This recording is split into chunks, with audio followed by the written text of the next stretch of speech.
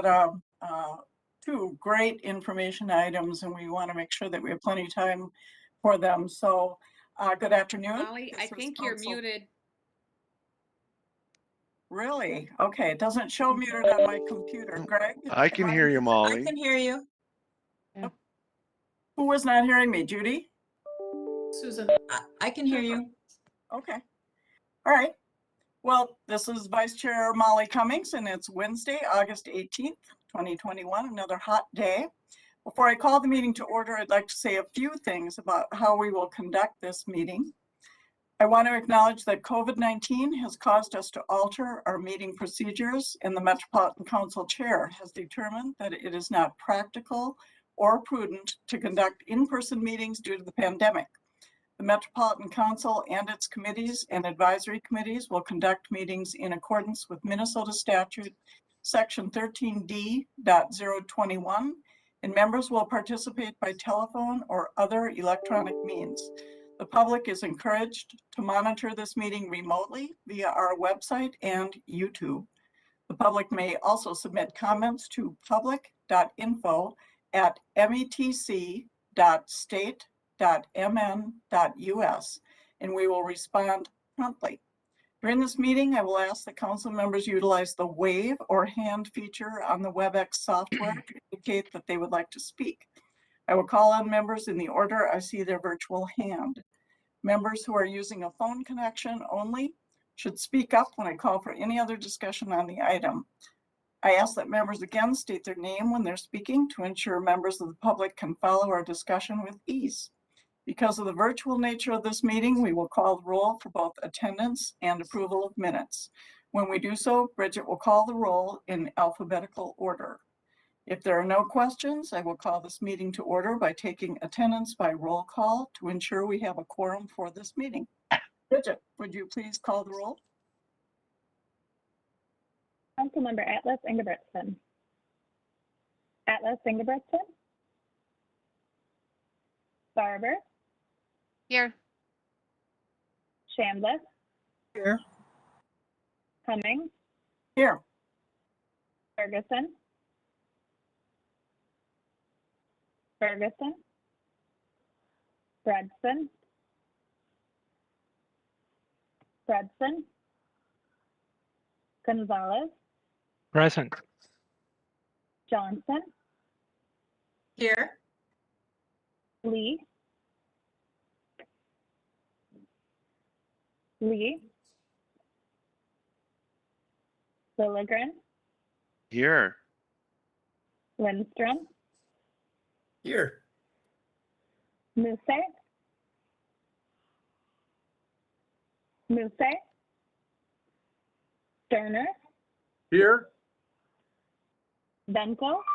Here. Wolf. Here. Zarin. Zarin.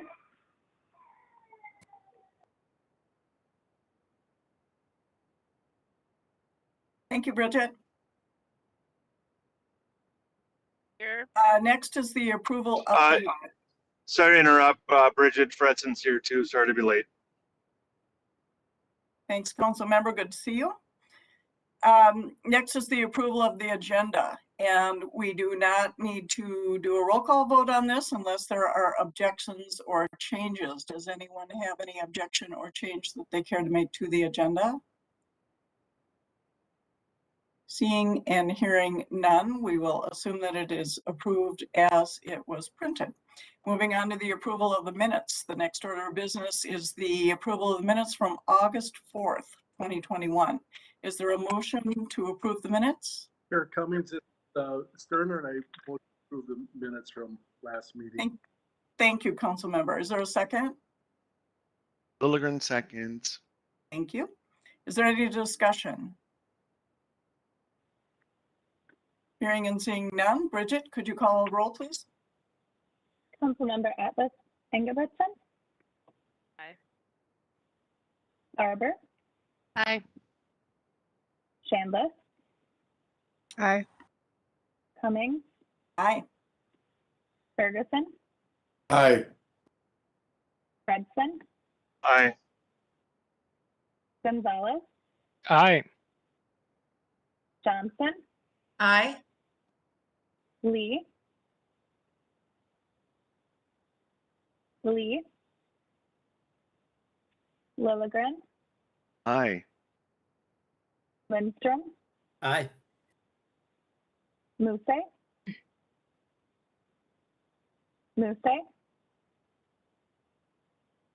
Sterner, Aye. Vento, Aye. Wolf, Aye. Zarin.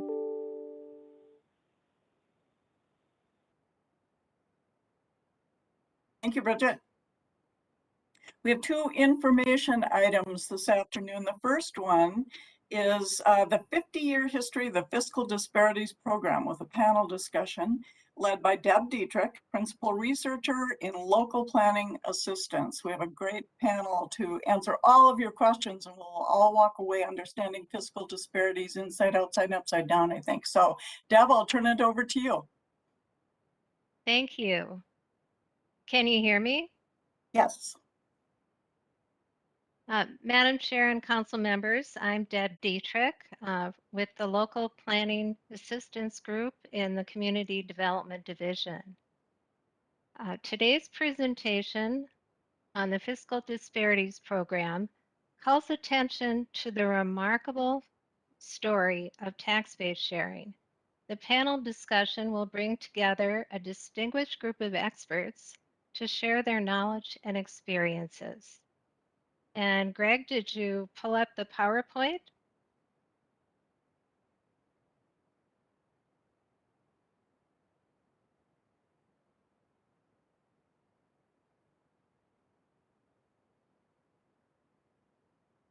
Thank you. While the council doesn't administer the program in the metro area, it supports goals of the council, as noted in the information item. Some of these goals include more orderly development, cost-effective wastewater and transportation services, and improved equity in the distribution of fiscal resources. I'd like to thank community development and communications staff who contributed ideas and support for developing this topic. Next slide, please. 50 years ago, on July 23, 1971, the tax-based sharing bill was signed into law for the 7-county metro area. This program is commonly known as the Fiscal Disparities Program. Through this program, local taxing jurisdictions in the metro area share part of growth in commercial industrial net tax capacity or tax base. Next slide, please. I'm very pleased to briefly introduce our 4 panelists. Paul Gilgi will first give us a presentation on his book, How Could You Do This? 50 Years of Property Tax-Based Sharing in Minnesota. Paul was Associate Director of the Citizens League from 1964 to 1988.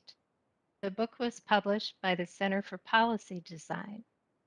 Paul will give a first-hand account of how the innovative tax-based sharing program came about, the ideas, the people involved, and some of the contention encountered along the way. In addition, Paul will talk about changes to the law, challenges to the law, and its lasting impact. The panel discussion will take the majority of our time and will include 3 other experts you'll hear from later. Steve Hines was a legislative analyst at the Minnesota House of Representatives Research Department from 1976 to 2018. Steve ran the property tax model for House Research. Patricia Nauman is the executive director at Metro Cities and has served in that role since January 2009.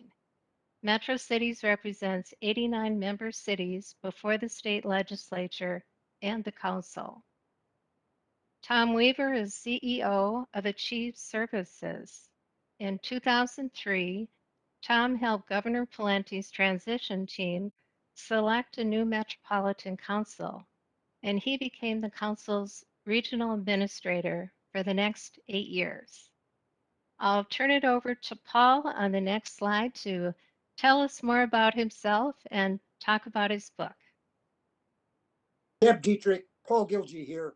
Thank you so much. I need to tell all of you what a delight it is to work with Deb Detrick. She should really be the person who's making this total presentation today. And Deb, we are really indebted to you. She's the one who prepared this slide presentation, by the way. So all we had to do is just follow it. As we get going here, I would like to say that there are just a few things that we ought to keep in mind throughout. First is, I am happy to learn that all Metropolitan Council staff and all Metropolitan Council board members are required to be able to orally explain the mechanics of fiscal disparities as a precondition for their employment and selection. That is just a tremendous thing. I don't know how long that's been in effect. Maybe, Tom, was it put in when you were there? Yeah, I don't hear any. I I don't hear any reaction from anybody, so we'll have to assume that it really is true. Second, I do have some serious things to say that we need to keep in mind. Deb did a good job of mentioning that the terms tax-based sharing and fiscal disparities are interchangeable. They can be used in both. We've always used tax-based sharing because fiscal disparities is what the program was attacking. If we called it the Anti-Fiscal Disparities Law, maybe that would be good. Second, it's very, very easy to describe the intent of fiscal disparities, and it is simply that everybody in the metropolitan area contributes and everybody shares. And that's sharing 40% of the net growth in commercial industrial tax base since 1971. So wherever we go in the region, we can live in one community and we can look someplace else and say, we've got a piece of that. And when I come into the metro area from the northwest on 94, I think about that when we approach Rogers. We've got a piece of that in Apple Valley where I live. Oh, when somebody comes into any other community and goes through Apple Valley and sees something, we can say, we've got a piece of that. It's definitely, however, not a Robin Hood plan. It's been characterized as such, taking from the rich and giving to the poor, but tax-based sharing takes the same proportion from everyone, rich or poor, and in return, returns to everyone, rich or poor, a share of the amount. So it's not picking out the rich and taking from them. Really, what I have discovered over the years is that it is tax-based insurance. You're guaranteed a share of all the property tax, commercial industrial growth in the metro area, regardless of where you live. The premium on that insurance policy is you have to contribute a portion of your growth too. Because everybody contributes and everybody shares, the actual amount redistributed ends up being much, much smaller. Only slightly more than a fourth of the total amount contributed is actually shared. Nevertheless, that still has the effect of reducing dramatic differences in the tax base. If you took the communities over 9,000 population, without tax-based sharing, the richest would be about 13 times as wealthy as the poorest in property tax per capita, per property tax commercial industrial per capita. With the tax-based sharing in effect, that ratio is 6 to 1. And in terms of the actual taxes paid by the community, Steve Heinz's House Research has done an exceptional job with their regular report on the Fiscal Disparities Law, which all of you should read. And that talks there about the actual reduction in taxes that would happen for the wealthier if they didn't have the program, and the increase in taxes that would occur in the poorer communities without it. Now let's move on to the next screen, if we would. The terrific leadership of the Metro Council has been present almost from day one. When I was with the Citizens League in the early 60s, we relied on the old Metropolitan Planning Commission. And if you look at some of the old work of the Metropolitan Planning Commission, you would find therein, particularly in something called the Joint Program Report, a clear recommendation for doing something about the wide differences in wealth in commercial industrial in the metro area. Now, the other thing that we need to keep in mind here is that there were some other events that were very critical. One of the most critical ones that provided the momentum was when the Metro Council, in a young organization in 1969, vetoed the proposal of the Metropolitan Airports Commission for a second airport in Ham Lake Township in the north. That was very disturbing to the north suburban communities who were counting on all the tax base that they expected would be near the airport and they would get a share of. In the process of declining to endorse that proposal, and in fact rejecting it to the Metro Airports Commission, the council did make the point that they would be urging the legislature to help pass the Fiscal Disparities Law, which was at that time in bill form. It didn't pass till 71, but the council did.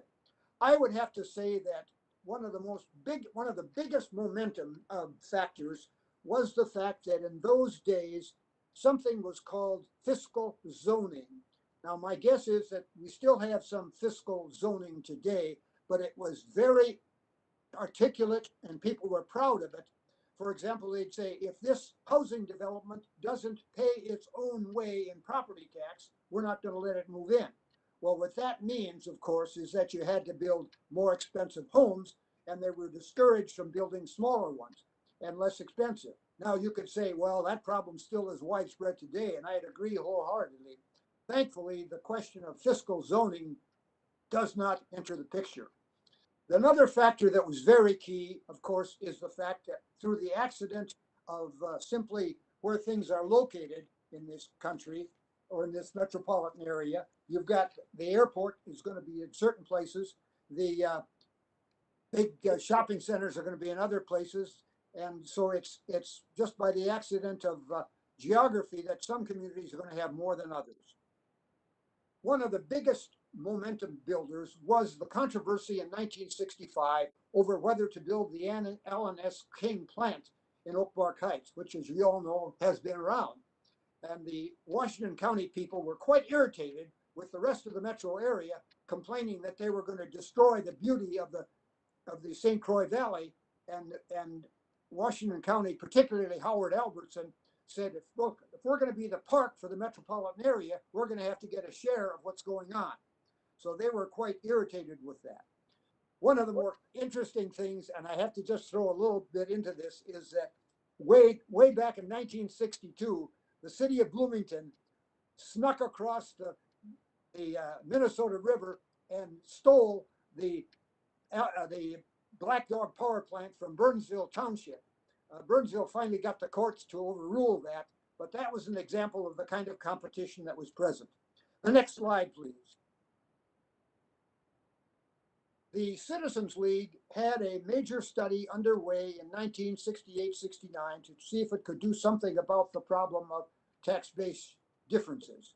And the Citizens League recommendation came up with the idea of tax-based sharing, not tax revenue sharing, even though there is a revenue distribution that occurs. It's the tax base that is key.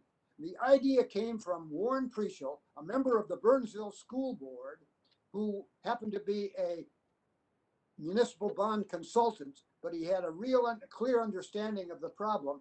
We had other ideas that were being thrown around, such as merging municipalities or moving functions from the locality up to the larger body, from the municipal to the county, or imposing area-wide sales taxes and distributing the money. They weren't all popular, but the tax base sharing concept really caught on. It was controversial within the Citizens League committee, by the way, but it finally cleared committee and was approved by the board of directors of the Citizens League in March of 1969. Next slide, please.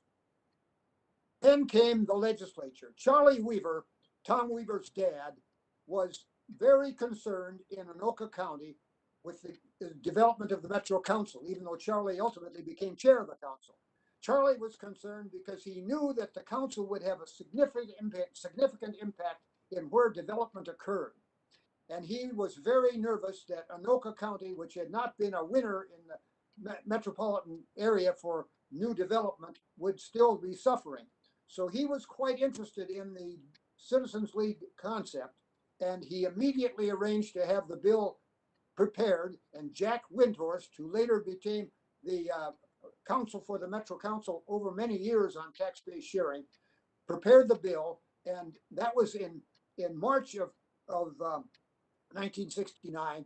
In April of 1969, the bill passed the House by 115 to 14. And would you believe it? It got to the Senate, and Don Wright, the crusty old chair of the Senate Tax Committee, couldn't get anybody to testify against it. But then he finally found an excuse, and so he didn't hold the committee meeting next to the last day of the session. So it died in 69. Then in 1971, a different complication entered the picture. Not a real complication, kind of a helpful thing, is that by that time a new governor was present, and the emphasis was on school finance. How can we fix the school finance problem? And Governor Wendy Anderson came up with a major proposal, very confidential, and then very controversial, excuse me. And then Charlie Weaver's bill was still there. He pushed that through the House real quickly in 71, but it got tied up in the politics of the Senate with the two bills. And finally, in the special session that lasted all summer, in the middle of that session, the Senate did pass the Fiscal Disparities Law, and it was signed by the governor on July 23rd, less than a month, 50 years ago, less than a month from now. And then the big bill, which was the Minnesota Miracle Bill, passed later in that year. We could talk about that in detail if you wanted to. The next screen, please. Then that covered that. I'm sorry. The next one, please. The next screen. Immediately, as soon as the tax bill passed, Fiscal Disparities Bill passed, the Burnsville City went into court to see if it could get the law declared unconstitutional. And so, sure enough, that's what happened.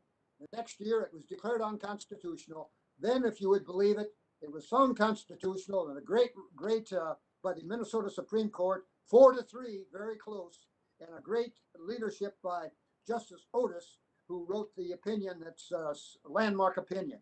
Next slide, please. Then we had, after that was found constitutional, there was immediately a bill introduced to repeal, didn't get anywhere. Hennepin County never liked fiscal disparities because they were always a net contributor. There were proposals made to add growth in residential value, mainly from Myron Orfield, and there was some support for that, and Governor Carlson vetoed that in 1995. And there was also an effort to help the Mall of America.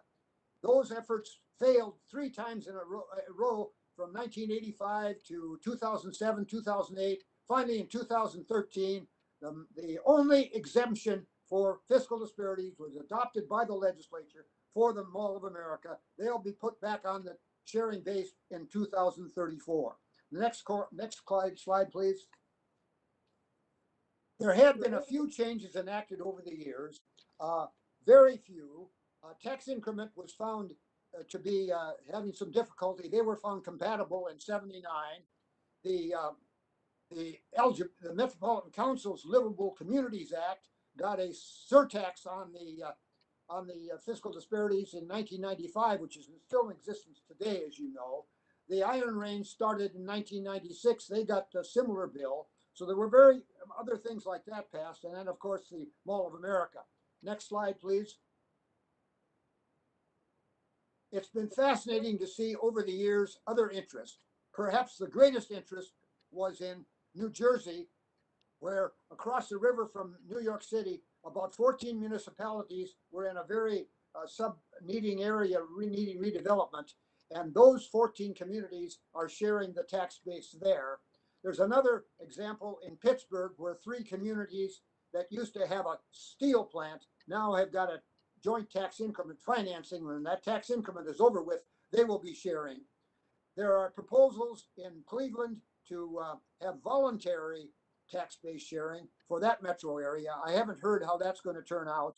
And some national groups, such as the Governmental Finance Officers Association, are thinking about doing some studies in this. Next slide, please. Finally, the question is, what's the takeaway here? Well, my takeaway is that, yeah, we could add a lot more. We could share more, or we could share less. But as soon as you start trying to fiddle with it, the various interest groups are going to try to get their sides. So I'm not sure that there's any real urgency to touch this. It works automatically. That's one of the great things about it. It nothing ever has to be repassed every year. It just adds the growth. Some people say we don't need to just deal with the growth. I would agree, but I don't see how urgent it is to function with that. So that would be my conclusion. I just want to say again, the great leadership from the Metro Council has been present from day one and is still present today. And it's been a delight to see the evolving nature of the council over these last 50 years. Go to it, folks.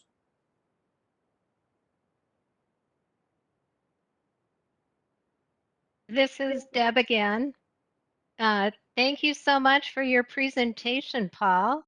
You gave us terrific insight into tax-based sharing and some memorable details.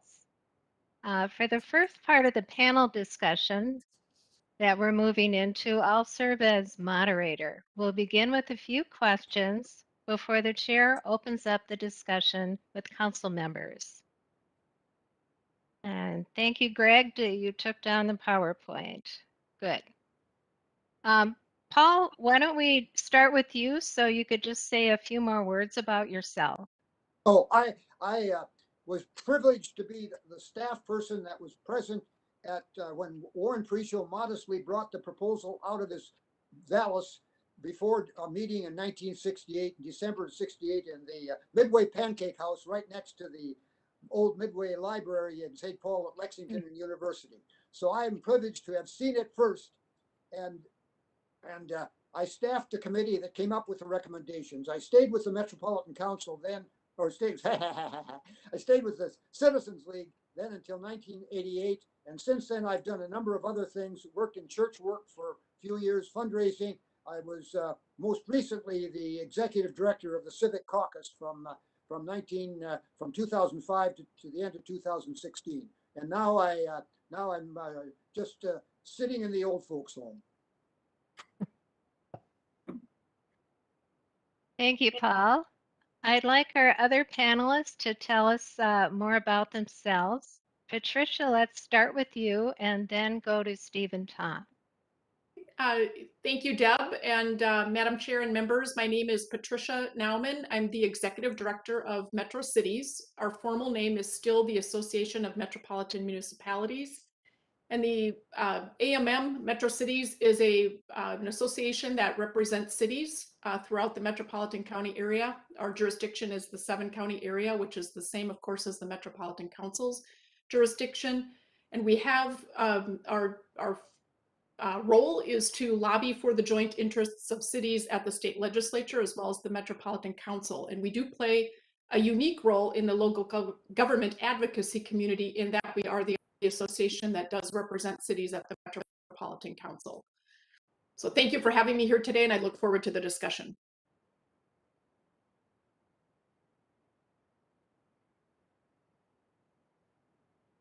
Steve, why don't you go ahead? Hello, everyone. I'm Steve Hines, and I was a legislative analyst with the House Research Department for the Minnesota House of Representatives from 1976 through 2018. And during that time, I was primarily responsible for property taxes. And a lot of what I did was modeling property taxes. So looking at all the various levers, you might say, that legislators have to alter how property taxes are distributed between different types of property and between cities, counties, school districts, etc. In the course of that work, I was, along with my colleague Karen Baker, we were the two who maybe primarily handled all the interest in this program, Fiscal Disparities, and in people, legislators or others who wanted to make changes to the program, eliminate the program, and other things. So I had lots of exposure to the program after initially, when I first heard about it, when I was getting used to property taxes, it seemed a bit daunting, but eventually I realized I was going to have to figure it out, and I did, and I stayed with it and found it to be a very interesting thing to deal with the whole time I was there. So, and I look forward to the discussion as well. Thank you.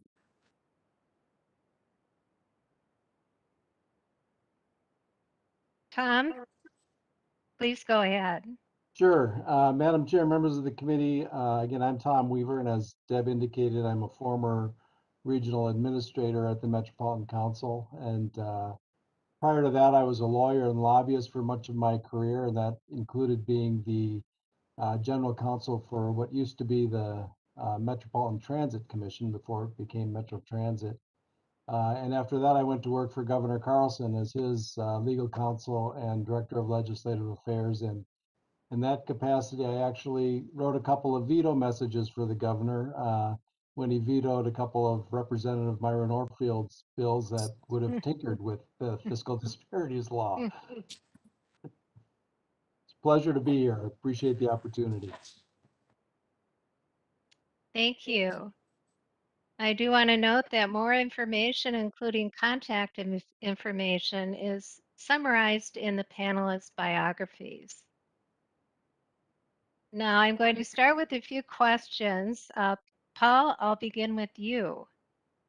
You did talk about the council's leadership and involvement in fiscal disparities during your presentation. Could you tell us a bit more about the council's role in developing tax-based sharing, in its enactment, and also in its defense during court challenges? Thank you. Thank you. I'd say the key role that the council played, if you want to identify one major thing, was that when the Citizens League made its recommendations for how the tax base would be distributed, it simply said, let's do it by per capita. The council people very much wanted to add an ability to pay dimension to that. And so in the legislative session, the council's recommendation that you would modify per capita distribution based on whether the community was above or below average in total local tax base. That was the big change that the council made in the law at that time. The other major contribution the council has provided over the years was the great leadership it provided heavily via Jack Windhorst, its attorney, in support of the law when it was challenged in the courts on two separate times. And in both times, the Minnesota Supreme Court upheld it. But Jack Windhorst, representing the council, was very key. And there was at least one other lawyer whose name I've forgotten right now that was a big part of that on the council side. So I'd say those two things occur to me quickly. Steve, you might have some memory as well of some other stuff that the council came up with.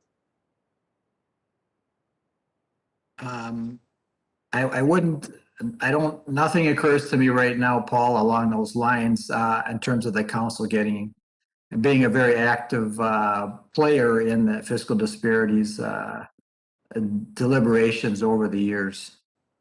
I might just add one more thing, which is to clarify for anybody else, the council plays no official role in the tax-based sharing itself. It's clearly affected by it, but nobody can say that this is the council's plan. It's the community's plan. The council functions within it. Steve, I have a question for you. Paul mentioned the House research report that was recently updated. You and Jared Swanson worked on that, and I'd like to ask, since you mentioned your work in doing property tax modeling, I'd like to ask, what are the actual impacts of fiscal disparities on property taxes for individual homes or businesses?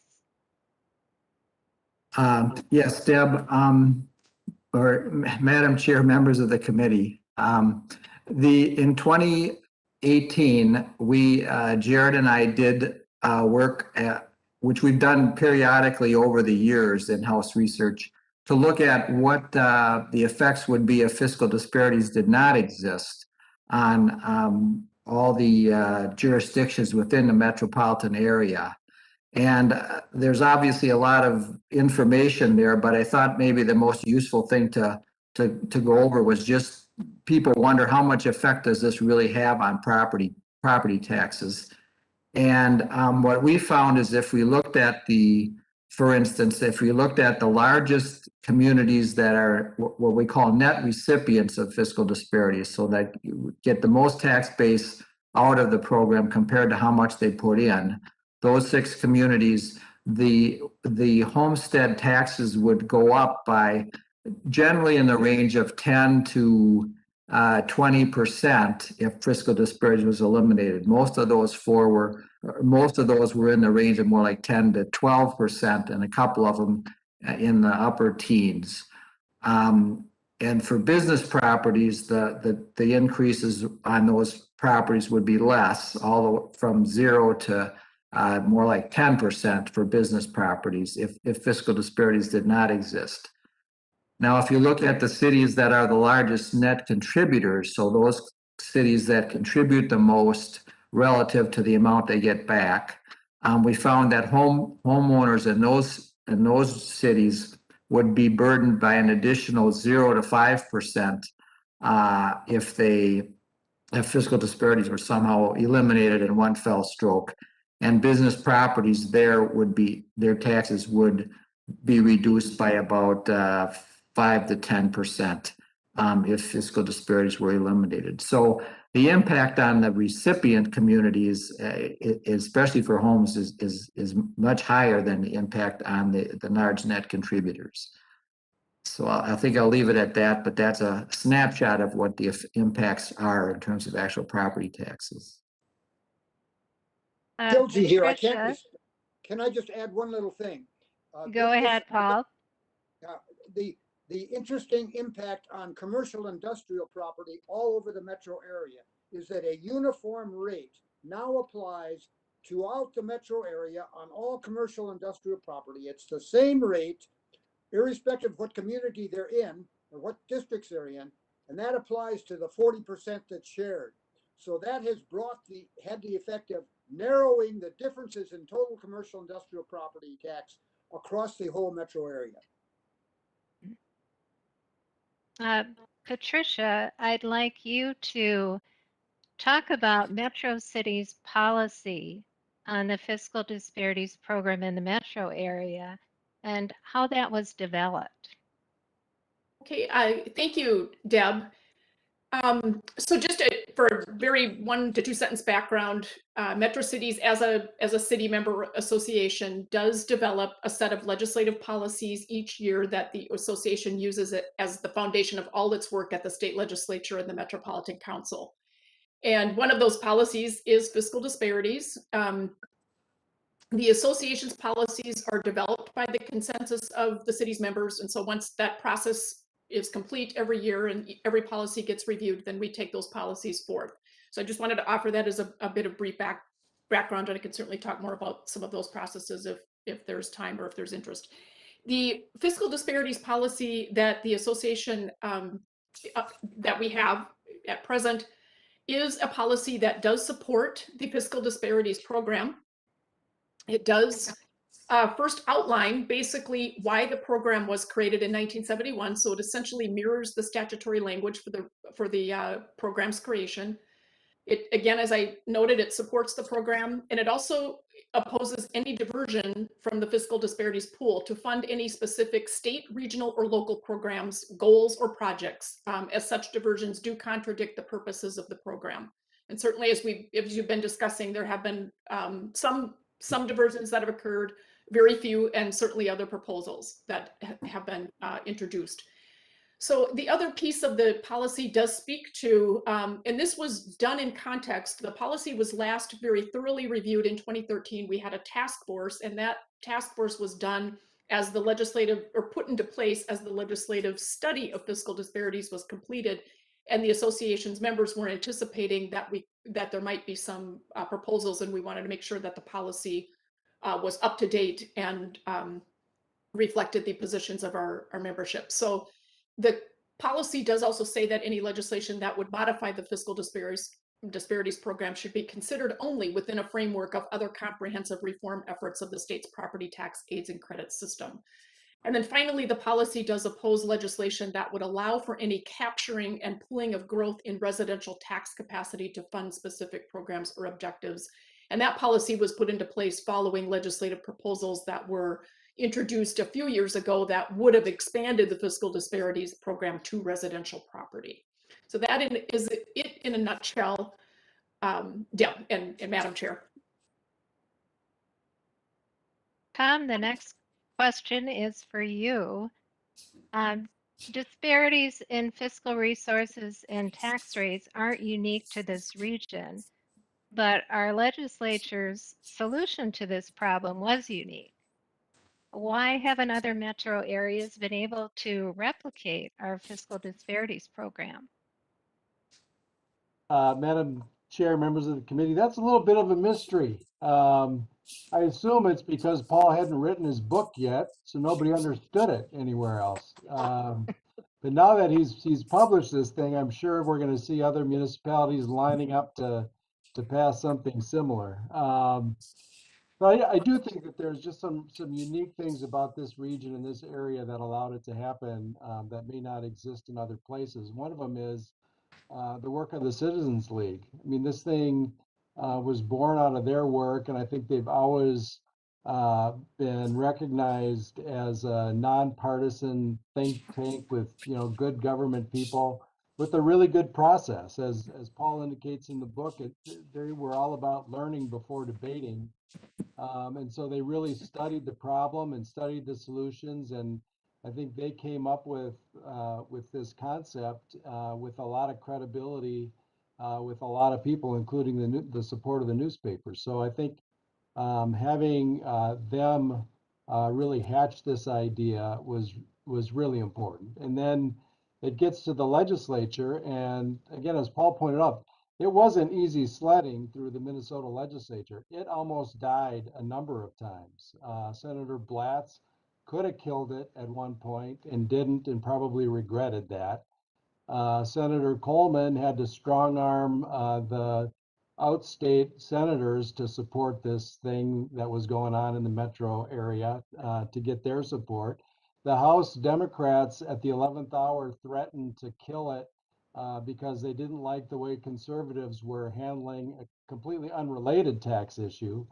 So this thing, it was pretty tenuous. There were a lot of times where it very easily could have died, but it didn't. And I think you have to give credit to the people who were serving in the legislature at that time, many of whom were willing to look at this regional issue and put that ahead of their parochial interests. Because there were people who supported this bill who came from communities who were net contributors and knew they were going to be net contributors, but they recognized the advantage to the region. And that really, and again, this is a great thing that Paul points out in the book.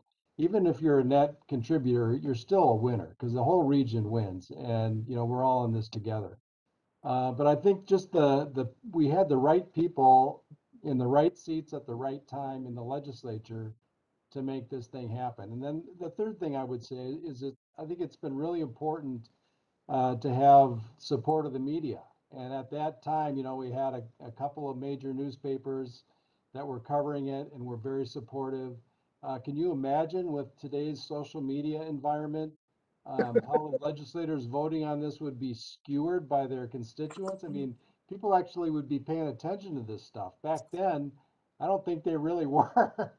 So I think, there were just some unique factors that came into play at that point in time to allow this to happen. And it still is a bit of a mystery that it hasn't really been picked up in any other major areas. But it is pretty complex. And again, I'm really hopeful that with Paul's work that finally clearly explains how this thing works, maybe it'll get some traction in other parts of the country. Madam Chair, I'd like to turn it over to you for council members to ask questions. I do have more questions prepared, but if there's time, perhaps we could come back to those later. Thank you. Thank you to all of the panel members. This was just really an outstanding presentation, and it is so interesting and it's amazing. I think we're so fortunate in this area that there is such a commitment and such a regional philosophy and belief that we all will do better and we are all in this together. And I think that, you've illustrated over and over and over how critical that is. So thank you for that. Let's open it up for questions. Anybody on the council have some questions? Councilmember Lindstrom. Well, thanks, Madam Chair. One thing you touched on is the back in the 60s with the King plant, Park Heights and the airport wanting to expand in the northern parts of the region. And I was thinking about how at times it seems like maybe before fiscal disparities, there was more competition between cities trying to recruit corporations, commercial, industrial, from Minneapolis to St. Paul or from one suburb to the other. And Paul, you touched on how now there's the same rate across the region or across the state. And do you think that this lack of trying to steal one corporation from one part of the region and locate it in another part of the region do you attribute that to the at least in part to the Fiscal Disparities Program? Very simply say yes. But I thought you would say that. But I think we ought to acknowledge that there's every bit as much interest today in tax income and financing as there ever has been. And communities, I haven't heard anybody saying, well, we don't need to give this special benefit here. If they happen to locate across the street in another community, we'll still get a share of it. I haven't heard that kind of comment. But I did learn from a representative from another state who had come to Minnesota to meet with municipal officials here, that they said that quietly and privately, the municipalities who talk to one another do recognize the fact that they don't have to engage in cutthroat competition. Peter. By the way, I wanted to note, you brought up, is it Warren Prischel? Yeah, Warren Prischel, right. Prischel. I believe, if I recall correctly, he passed away within the last year, and Yes. I saw his obituary. Yes. And it just kind of slipped it in there that he was the originator of fiscal disparities, and I thought, oh my gosh, this obituary should be on page A1 above the fold. Like, this is a program that has lasted 5 decades. What else can you say that? That's I mean, right. it's been embraced by, not entirely, but the right, the left. It's kind of working for everybody, it seems like. I just thought that was amazing and should really be lifted up. I had the same feeling, Peter. Very good. Other questions for the panelists? Councilmember Johnson. Thank you, Madam Chair. Thank you for this presentation. I love to discuss tax-based sharing and fiscal disparities. As a council member and mayor for the city of Plymouth for over 20 years, we had a lot of discussions in our own council chambers about this subject. And I think it's one of those points where, when you're first elected and you get the presentation about your finances in your local city and you're told how much, in our case, was being shared throughout the region, you kind of gulped, because you would also find out how much you could reduce your own taxes, your tax burden, if that sharing didn't take place. At the same time, by getting involved in the League of Cities and Metro Cities and, you know, traveling about the region and state, you start to understand that we are all really connected in this. And that's why, you know, acting as one region is very important.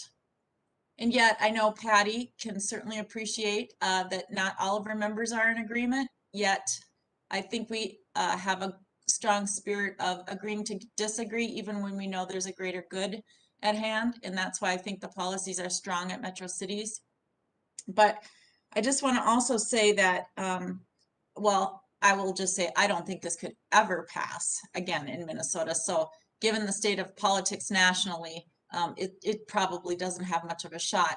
I mean, the same is true for how we manage wastewater in our region. So efficient, you know, award-winning. But in today's political state, I'm not really sure that anything much that is for the greater good can get a solid hearing anymore. Sorry to be so negative. But I also want to say, you know, as I've evolved as a leader over time, you know, and different challenges emerge for cities, you know, since the late 60s and early 70s.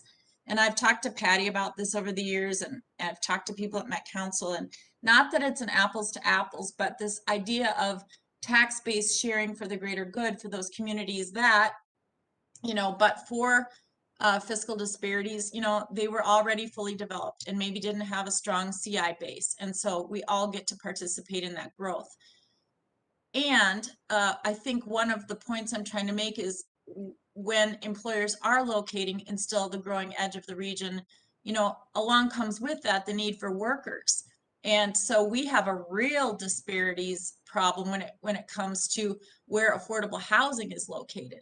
And so I had often thought, you know, at times being a bit parochial in Plymouth as we were trying to solve our affordable housing challenges and knowing that we needed to have money in order to subsidize that housing so that we could have workers closer to jobs and schools and communities they wanted to live in. I thought, gosh, wouldn't it be great if we could have a program like Fiscal Disparities or counter to, you know, the goal of fiscal disparities. We don't want to pull out the money. We want to stay true to its core purpose. But I thought, you know, it'd be so great if we could keep some of that money in a community if it were designated for affordable housing, for workforce housing, because we're falling behind so much right now. And so we continue to grow jobs at the suburban edge and the ex-urban edge. But we've certainly lost ground when it comes to making sure people can live close to where they work. So I'm really interested in, you know, affordable housing. We all are. But, you know, this notion of how do we bring some money back, because the competition for those dollars is fierce. We're all really focusing on 30% AMI right now when it comes to subsidies, which I think is important because we have so many that are falling into that category, especially coming out of COVID and the disparities we have with BIPOC community and the racist systems that are still in place here within our community.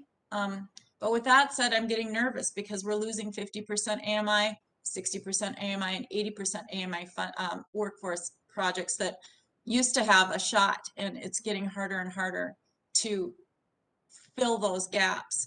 And so not that it should rest on fiscal disparities, but I'm just trying to, you know, fast forward from 1971 where we were trying to capture and share that tax base so everybody had more rich ability to supply the basics and some of the things that were needed in their communities so that it wouldn't go to one community and not the other.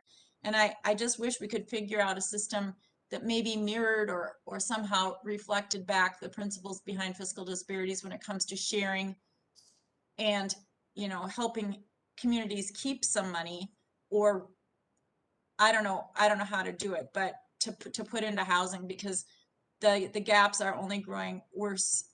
We all know that this is a huge uphill battle. The legislature, in all of its good intentions, has some plans, proposed legislation when it comes to really undermining local control and doing one-size-fits-all zoning, which I am completely opposed to because I think that undermines affordable housing goals as well.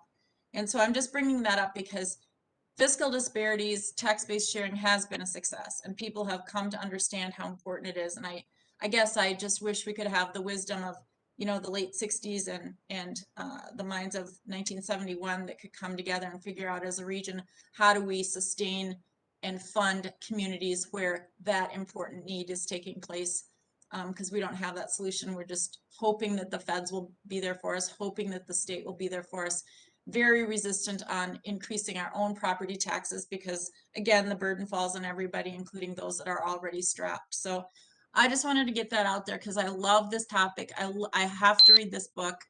And for those of you, Republican or Democrat, that put yourselves out there, way to go, because I think we're all benefiting from something that may not have a chance of ever seeing the light of day like you guys did. And I'm grateful for it. So it was a little bit of a speech, but I mean, I guess I'd be just interested in your thoughts on how can we take something that, you know, models this and put it to today's and future challenges that the communities are facing that are extreme and so important for our economy, for people and our economy. Thank you, Council Member. Any brief comments? I know we've got some other hands up with questions. So did anybody on the panel want to respond? Patty, go ahead. Could I maybe just respond to that, Madam Chair, members? And thank you, Council Member Johnson. I appreciate your remarks. And certainly, I think just a couple of observations on the point. I'll be very brief. I think the one sort of overall challenge for certainly for cities and certainly on this program is it was created obviously back in the 1970s. It's a complex formula, but in other respects, very straightforward. Part of the challenge that we've had in one area of agreement that we've had really from cities is in opposing sort of use of the pool for specific objectives. And while I totally agree, we definitely need resources for affordable housing and in workforce and other housing. Part of the challenge is, and we've looked at this because proposals have been introduced to use this program for that purpose, is that it is essentially then putting the part of the onus, or could be potentially putting a big part of the onus for affordable housing funding on the property tax. And traditionally, those have been that has been the responsibility of the state, certainly at the federal level as well. And so there's some concern there about shifting of who pays. The other piece is legislators are known to, once there's a precedent for diverting out of the pool for a purpose, the Mall of America notwithstanding, because that was sort of a special circumstance, but and there haven't been similar proposals to that introduced, but there certainly have been proposals, for example, to use it for transportation.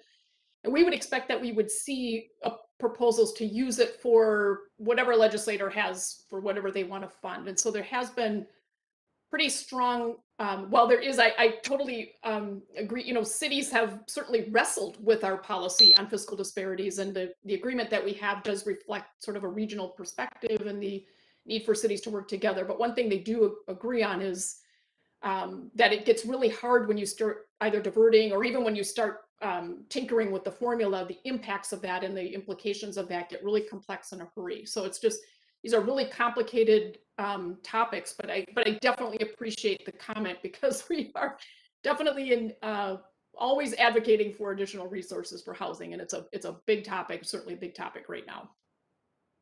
Thank you. Councilmember Chambliss, I believe you had your hand up. Yeah, thanks for the presentation. This is just incredibly informative and interesting to see the historical progress and how we've where we've come from in terms of tax-based sharing. I imagine that we had some of the same political issues in 1960, 1970 that we do today. And we also had some of the same issues with regard to interest and resources around the region. I'll bet it's not as different as we really imagine. I mean, one thing that's different is that we have more mature transportation networks. We have a lot of different businesses. We have more technology and things like that changes things and has different costs and different impacts. So it'd be interesting to see, what should be changed based on where we are today as a society and as a region as compared to before. You mentioned Mall of America being one of the exceptions. Well, I would venture to say that we have some exceptions right now with the pandemic that has occurred, that has had a tremendous impact on our economy. So it might be a good time to relook at What are the impacts of this pandemic? What are the needs of the community? Where are our disparities? And those disparities that we have now could threaten the confidence and the stability of our economy. So we may need to look at things differently than we did in the past in terms of tax-based sharing. And I would say that we must look at things differently. Thank you for that. Is there a brief comment that anyone on the panel wants to make, or we'll move along to the next question or comment? Hearing none. Councilmember Atlas Ingebrigtsen, did you have a question or a comment? Yeah, thanks, Chair. I just want to thank everybody, like all the others, for this great conversation. This was definitely something that we did have to learn about early on in our onboarding, and a couple of different ways as new council members. And prior to COVID, I had the opportunity to travel to a couple other metropolitan regions in the country and talk with some folks while there about why they didn't do what we did here. And my impetus was really, one of the things was hearing about how our sharing in our tax base, also our water treatment system. And from that experience, I grew a deep sense of gratitude and appreciation for what we have here.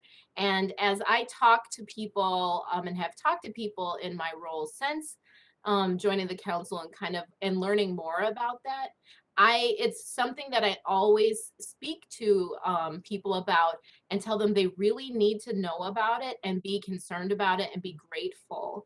And I certainly have gotten some heckling on LinkedIn for some of my comments from folks about it. But one of the things I just want to encourage is that we have to get better as public institutions of communicating and bridging to the broader populace what we're doing. And I think this is right, that, you know, as someone who was involved in the Citizens League at 21 in the 90s, that's not a common, I wasn't a common face in that space in multiple ways, both because of age and gender and ethnicity. But times have changed, and we have the opportunity to communicate with folks in a lot more easy ways than we had then. The internet was new. We were just doing dial-up at that time, and AOL and all that kind of stuff.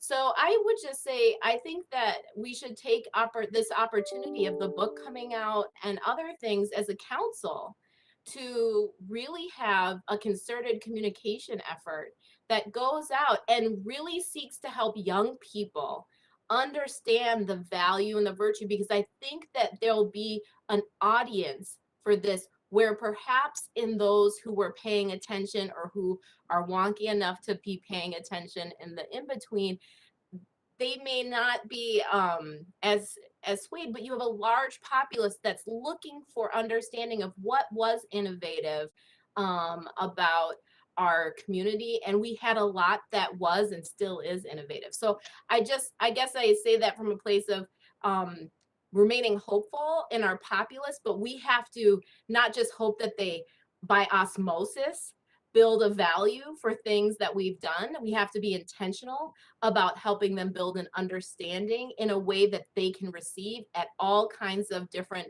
education and language and income levels.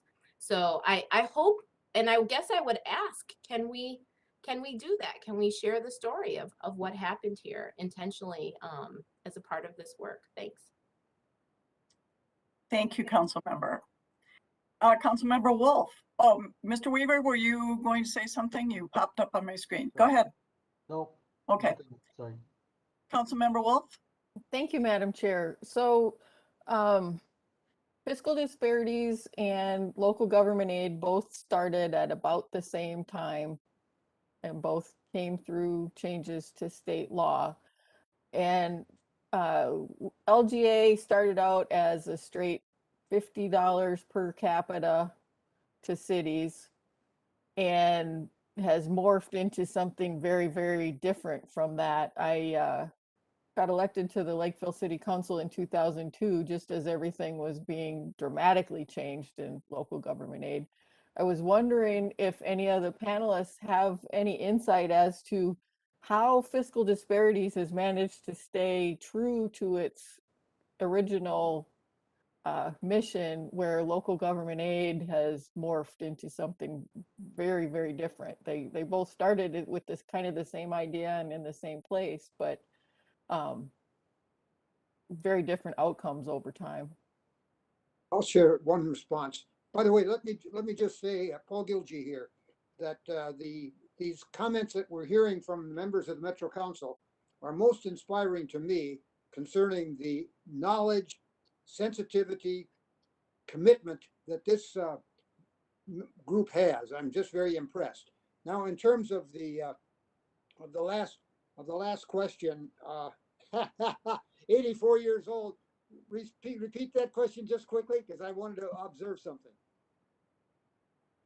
How did LGA make so many twists and Oh, yeah. turns where Fiscal Disparities has stayed true? One of the, I think I did make reference to this. LGA is re-upped every biennium. There's a new tax bill every single biennium that you have to act on. With Fiscal Disparities, it functions automatically. So the question of whether it's future, whether to change or not, can come up and does come up on special proposals that are made. But there's no new law that needs to be enacted every 2 years to require that the tax base continue to be shared. We just continue to share 40% of the net growth in commercial industrial year by year by year. Does that answer your question, Council Member? It does, thank you. Okay, great. Yes. Madam Chair, I would just add to that the Fiscal Disparities Program is a little bit like a Jenga puzzle. And if you try to change any element of it, there are lots of other things that can happen. So it kind of makes it difficult to fiddle with. And another feature that is that it is really a zero-sum game when you start looking at the distribution formula. And so I think that makes it very difficult to alter the formula. Some have been looked at over the years compared to LGA, where the money is all coming from the state and you can put in more money if you want to put in a new formula. But Fiscal Disparities, if you propose a change that helps your community, it's someone else is paying. And so that makes it a lot trickier. And that's contributed to the stability of this program over time. Gilgi, one more comment. Gilgi's one more comment is that the presence of a required getting money. I remember when the city of Minneapolis in 1969-71 was not all that interested in tax-based sharing because it wasn't providing money. It's just capacity to raise money. There's no appropriation involved. You get your capacity, you've got to go out and levy it in order to get the benefit. So the fact that, I think, reduces the immediate interest in getting it, because we can't get any new money overnight. Right. This has just been a fascinating discussion, and really, really appreciate the panelists and their insight, knowledge, and ability to help us understand more deeply, because it is a complex program, and clearly there's a great deal of interest. I would urge council members who have additional questions or comments that they would like to make, who would be best to contact? Deb, would that be you, or and then you can filter to the correct person, or where should we go with questions and comments?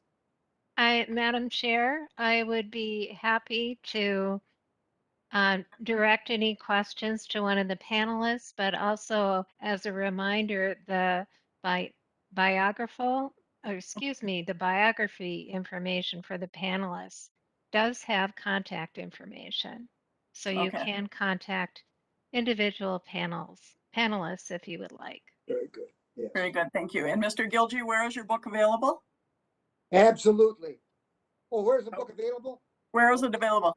I think Deb has already given you, and she hasn't given it to her again, the way you can get it absolutely free, simply by downloading it. It's readily available without cost. Very good. Amazon's total income has been deeply affected by the fact that they're charging $9.99 to get a copy, hard copy. And thankfully, because of the sales, they have now sold 10% of their total income comes from the tax-based sharing book. So you can order it from Amazon if you want, and I don't get a dime for any of that. In fact, I had to invest some of my own money to get this published. So there's nothing in there for me, but the best thing for you to do is to simply take advantage, and Deb, you could give them the link again, where you can read the entire book absolutely free online. Very good. And again, thank you so much to all of the panelists for this lively discussion and all the information you provided. We look forward to continuing our education. Thanks so much. Thank you very much, Madam Chair.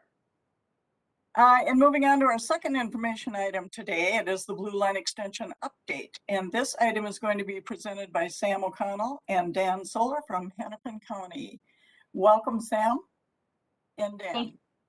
Thank you, Madam Chair. Thank you, council members. That actually really appreciated that we are the second presentation for you. That was a great history lesson, and we do learn about it. I remember sitting in my Mankato State Urban Studies class and definitely spending some time and working out numbers. So thank you so much for the opportunity to share also another project that we do not hope takes 50 years, that actually gets done a lot faster than that. So that is the Blue Line Extension. With me, Madam Chair and council members, as you mentioned, I do have Dan Solar, who is my counterpart at Hennepin County. We also have Sophia Guinness, who leads the outreach and communications for the Blue Line Extension for the council, and Nick Landwehr, who also leads our design and engineering for the project as well. So this is a combined effort from our team to bring the council up to speed on where we are with the Blue Line Extension. So Greg, if we can move to the next slide, please. We'll just talk a little bit about some of our topics. So our purpose today is to provide a project update, give you a sense of where the project's been and where it's going. Talk a little bit about our engagement in terms of a philosophy and our overview and some of the takeaways that we're hearing from community members. Also talk about an incredible piece of work that is coming out emanating as part of our work, which is anti-displacement and anti-gentrification as we're responding to community needs. We'll talk a little bit about how we're developing our route modifications, how we will ultimately select a community-supported alignment, and then I'm happy to stand for any discussion or questions that you might have in terms of next steps. So with that, just get us a little started here in the project transition. So Greg, if we can move to the next slide, please. Just wanted to share as a grounding for our conversation today, the alignment that we had been working on. So as I think some folks might remember, back in 2010, Hennepin County worked very hard to develop an alignment that really served many communities of need, a significant transit investment that links folks to destinations, to jobs, and to other regional assets as well. And so the alignment that you see in front of you really connects Minneapolis, Golden Valley, Robbinsdale, Crystal, and Brooklyn Park, with connections to New Hope and Brooklyn Center as well.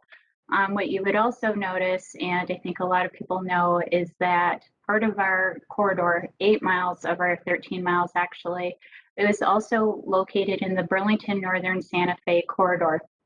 And although there was enough room, 100 feet, where we could exist having our trains and they could exist in having their trains, we were unfortunately unable to come to agreement.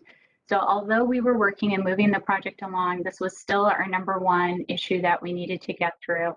And even being awarded advancement through the Federal Transit Administration New Starts process, where we entered into engineering in 2017, we still had not come to conclusion or agreement with the Burlington Northern Santa Fe. A lot of hard work on every level, from community members to policymakers, all the way through from Minnesota into DC, to help us get to a conclusion. And unfortunately, we were unable to do that.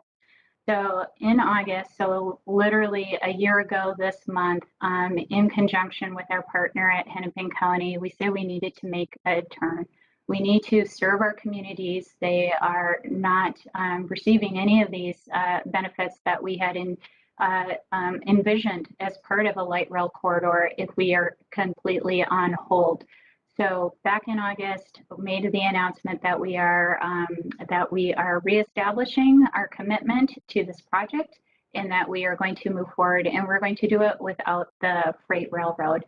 I would also say that this allowed us to reestablish and re-envision our partnership with Hennepin County. So with that, I would just invite Dan Solar to just share a couple of remarks on behalf of the county. Well, thanks, Sam, and thanks, Chair and members, for our presentation tonight. The choice to move from this corridor to a different project was certainly not easy. Prior to my time, I've been at Hennepin County now for 2 years, but prior to that, I was at Metro Council. I had worked on Central Corridor for a number of years and was the original project director for this Blue Line Extension project beginning in 2015 and have been working on it over that whole 6-year time, either at Met Council or at Hennepin County. And so we had done a tremendous amount of work with project partners, advanced design, come to an agreement on hundreds of project elements along here, developed great relationships with project partners, and in fact, on the Hennepin County side, expended greater than $100 million in local funds advancing this project. So to make that pivot, and for the county board and the Met Council to make the decision to move to a different project route was not easy, but it also was the right thing to do.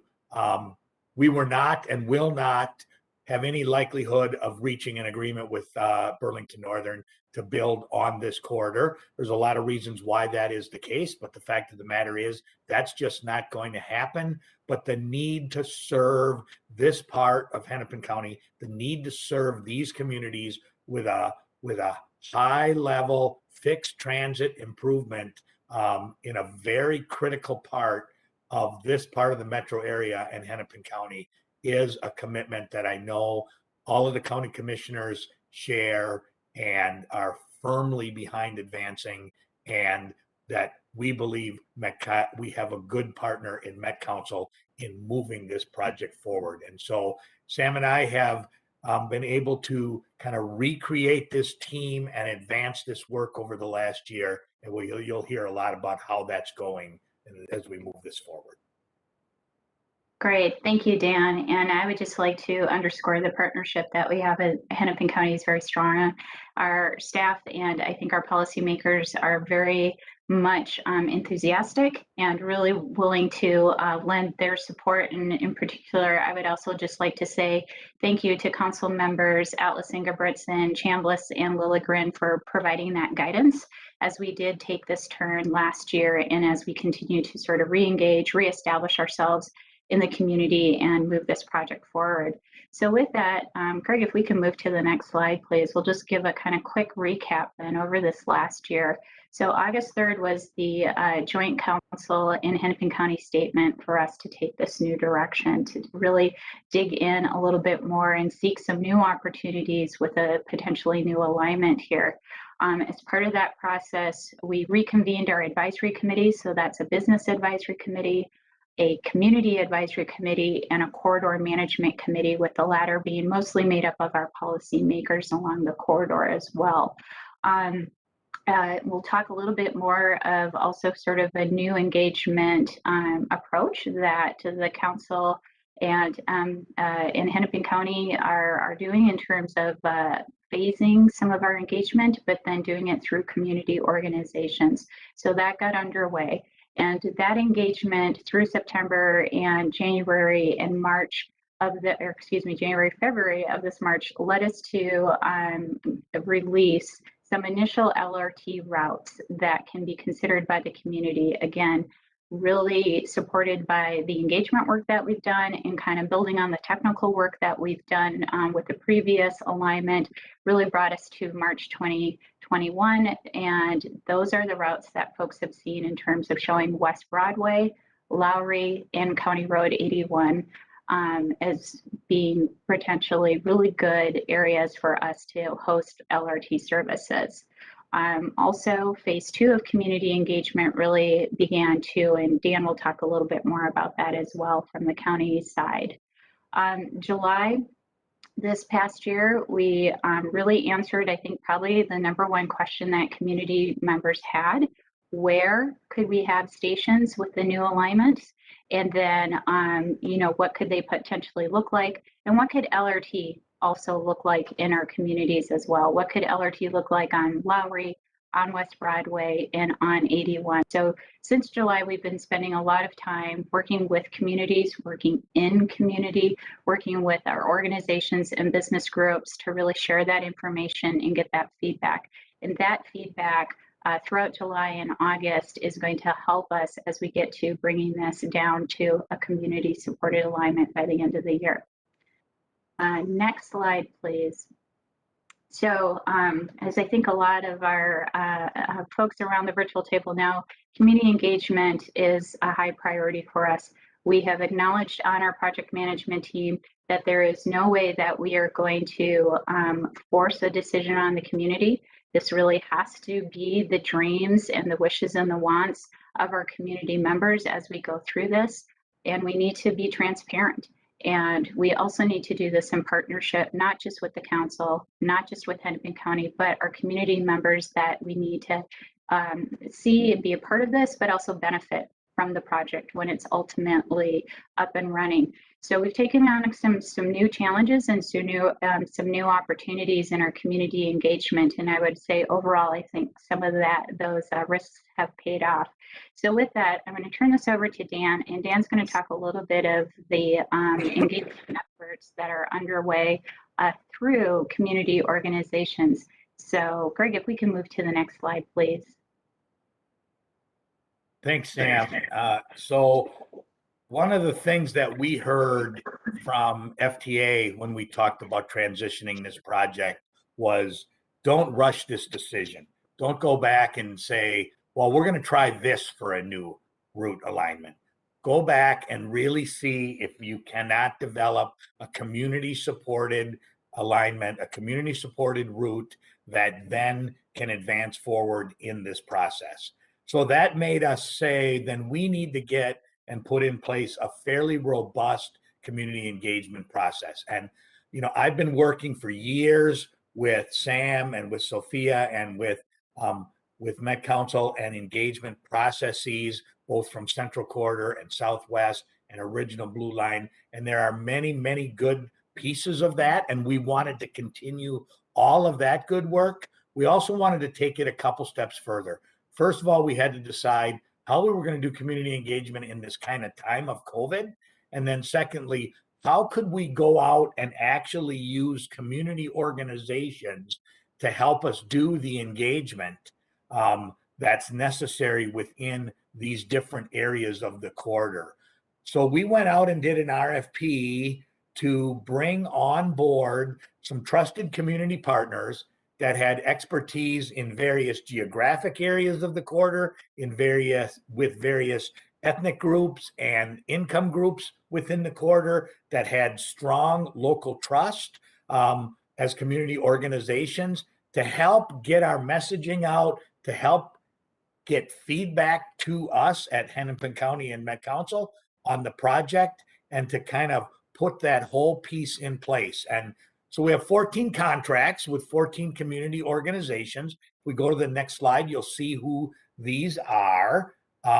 Many of them were folks that we were working with already, but what we did that's different is we actually brought them, if you will, onto our team. We formally brought them in to be partners with our community engagement staff to help develop a method to get this work done. And so these organizations that you see are currently underway right now, helping us in a lot of different areas. You can see Area 3 covers a lot of these groups. That's the North Minneapolis side, which is really the newest area of the alignment. But Also, areas 1 and 2 in Brooklyn Park, Crystal, and Robbinsdale are also included in here as well. And so this has been a successful measure. I think each of these groups has helped us in different ways with different things to help both get information out to people so they know what's going on with the project, and then to receive feedback back to us as a project office to understand people's thoughts, concerns, and what they want us to work on. And one of the things we heard out of all of our engagement was the topic of, while we're very interested in continuing to discuss a transit improvement like LRT, we're also extremely concerned about what that means in terms of displacement in our communities. And you're going to hear more about that as we continue to move through this presentation now. But that is something that that's an effort that we get out of the engagement we've done to date. This has been successful and continues to be going forward. Thanks, Dan. I am Sophia Guinness. I manage public involvement for our transit system development. And if you can go to the next slide, I'll kind of walk us through some of the accomplishments that the outreach team has done in this past year. So we have, as Sam mentioned, we have 2 advisory committees that are public focused, our Business and Community Advisory Committee. We've been meeting monthly. Over this past year, each committee has about 20 members, and we've had very robust engagement with them.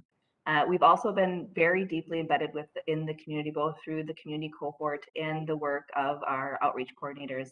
My team includes 2 staff that are working part-time and full-time from the council side, helping to get out in the community, as well as 2 folks from Hennepin County that are supporting the work, and we work together to get out as many places as possible. So since March, we've had about 80 community meetings and check-ins with our stakeholders. And as we get to the end of August and kind of update our numbers, that number will grow to over 150, and that approximately 2,000 participants will grow to about probably 5,000. Just kind of showing kind of how we continue to ask folks questions and get more into the details as we go. We've had open houses and things that the project staff has specifically hosted.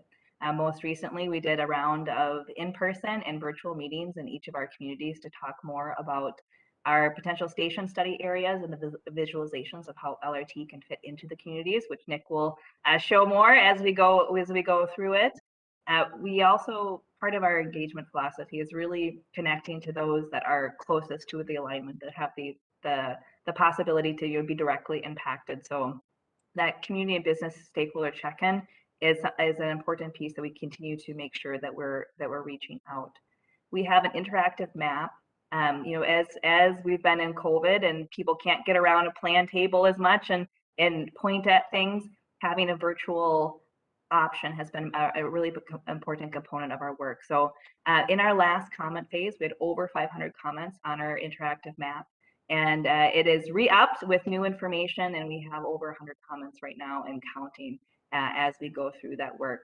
We've used surveys in previous phases, and we'll continue to find ways to pull people and get feedback. We always want to be available for general comments and questions, and really continue to engage with our community cohort to connect with the community very deeply and make sure that everybody is aware of the project development specific to them, so that we can have robust conversation about how this project advances. And so with that, over the next couple slides, I'm going to kind of highlight some of the things that we've been hearing. One of the benefits of our rounds of engagement is, as we have new information and it gets more specific, we're obviously updating the conversation and getting more specific with the community. But a lot of the themes that we heard initially, we continue to hear. And that is helpful because it helps us direct our work. It helps us think about what we need to respond to, and it helps us figure out what we need to pay attention to. So next slide, please. Thank you. So from the very beginning of our outreach, and kind of when we started even talking about our project goals, having an equitable approach and focusing on anti-displacement efforts earlier in the projects than we have done in previous light rail experiences has been something that's very important to the community.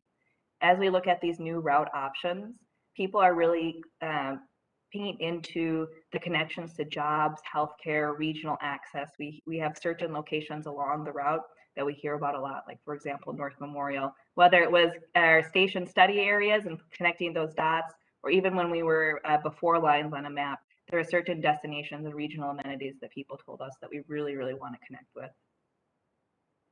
Safety and cleanliness is something that we hear, like most of our other Metro Transit projects along the line. So that is something that we continue to talk about with the community. Pedestrian safety, access, having a safe, visible waiting areas, also a theme that continues whether or not we're talking about specific stations themselves or designs, but just the overall project.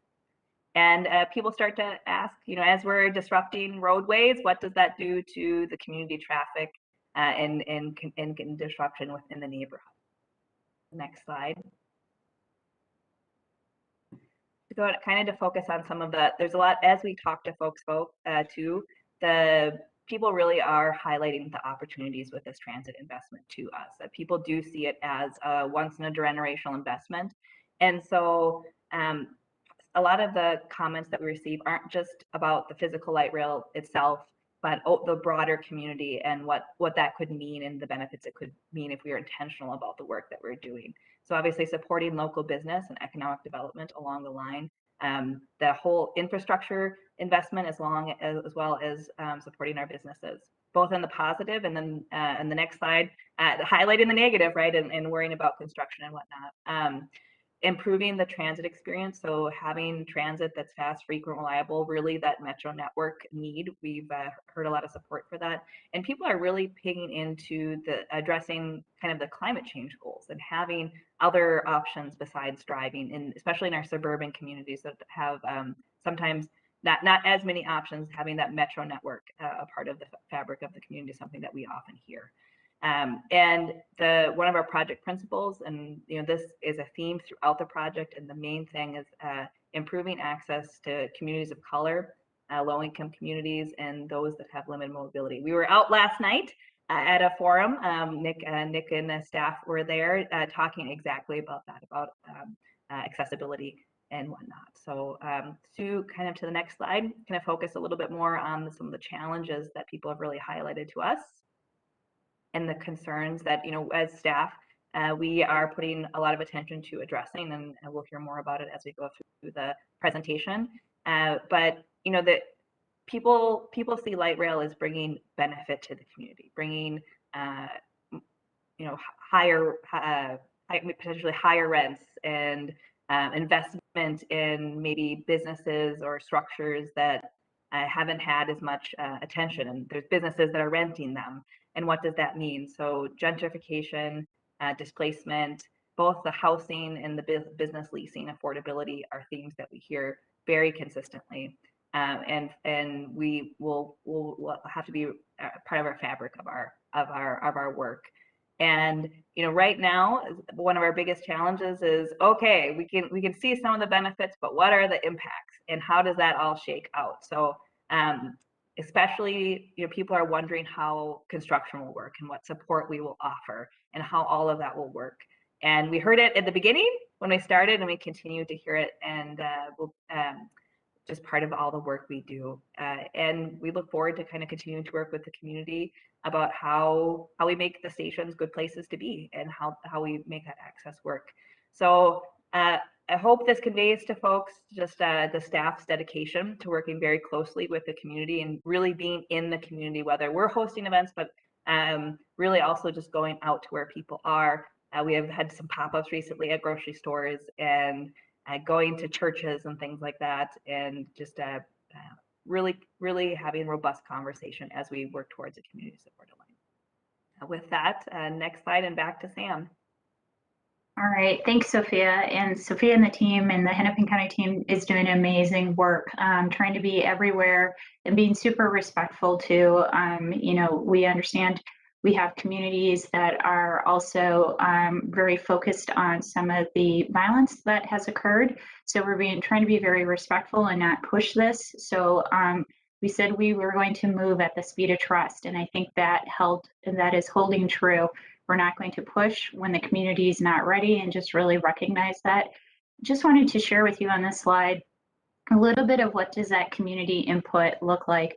And we've always get asked, well, what are you learning and what are you hearing and how are you doing things differently, right? This is the fourth line that our community is developing, that our region is developing. When you think about it, kind of the green line, the blue line, the green line, the green line extension, and now the blue line extension. So what are you hearing? So one of the pieces that community members shared with us is like, when you hear something, when you get all of this good feedback, make sure you're sharing it back with us. What have you learned and what are you doing differently?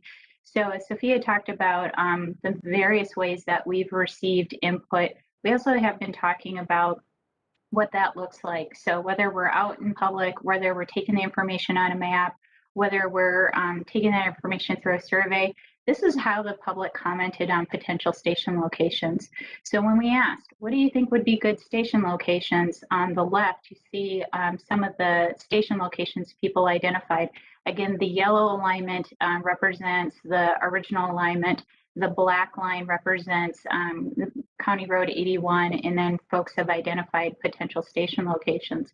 And the good news is a lot of them also marry very closely to the original alignment as well. As you look at Lowry and West Broadway, again, great feedback from the communities and where they saw good connections to be made to other transit investments like our C line or our D line, or just basically serving the destinations that folks really think about in terms of getting their groceries, where they go for education, where their jobs are, or just who they're visiting, basically. So that is how we take that information, and it also informs the technical work that we're doing. And again, Nick will talk a little bit more about that. One of the questions is we're keeping, so what have you learned? What have you learned from doing these corridors? And one big question that we've, we're trying to answer for the community is how do we keep folks in place? And so, Greg, if we could just go ahead and move to slide 15, we'll talk a little bit about some of the anti-displacement work. So the next slide talks a little bit about the schedule that we have gone through to kind of bring on additional resources, additional knowledge, if you will, to help us support some of these discussions. So we understand when we say anti-displacement or gentrification that there's, pretty much everybody has maybe a different idea of what that is, what causes it. Is it happening now? Is it happening later when the line is more fully developed? So what we want to do is we want to get around that and really bring kind of the experts in the room.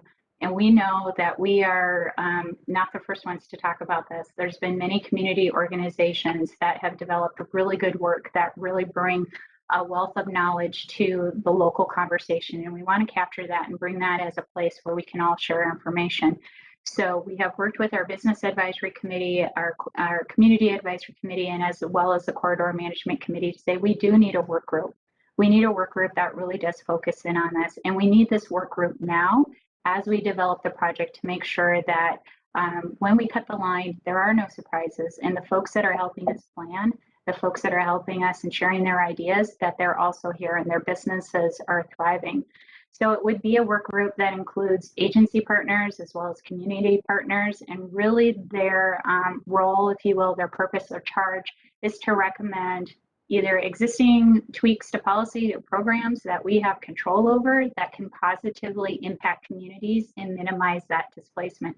And maybe we need new ones, we don't know, but we need to get into that conversation with that. So Hennepin County released an RFP back in early July, looking to get a contractor on board. So it could be an organization, a combination of organizations that help us manage the work of the anti-displacement group. There was a meeting that we're very happy to say that Hennepin County Commissioner Irene Fernando set up, and our Chair Zelli was there to talk with our Federal Transit Administrator, Nuria Fernandez, about local opportunities and national examples about anti-displacement. We feel that there's a very good conversation nationally where we can bring some of those best practices and see if they work for Minnesota, see if they work for our Twin Cities here.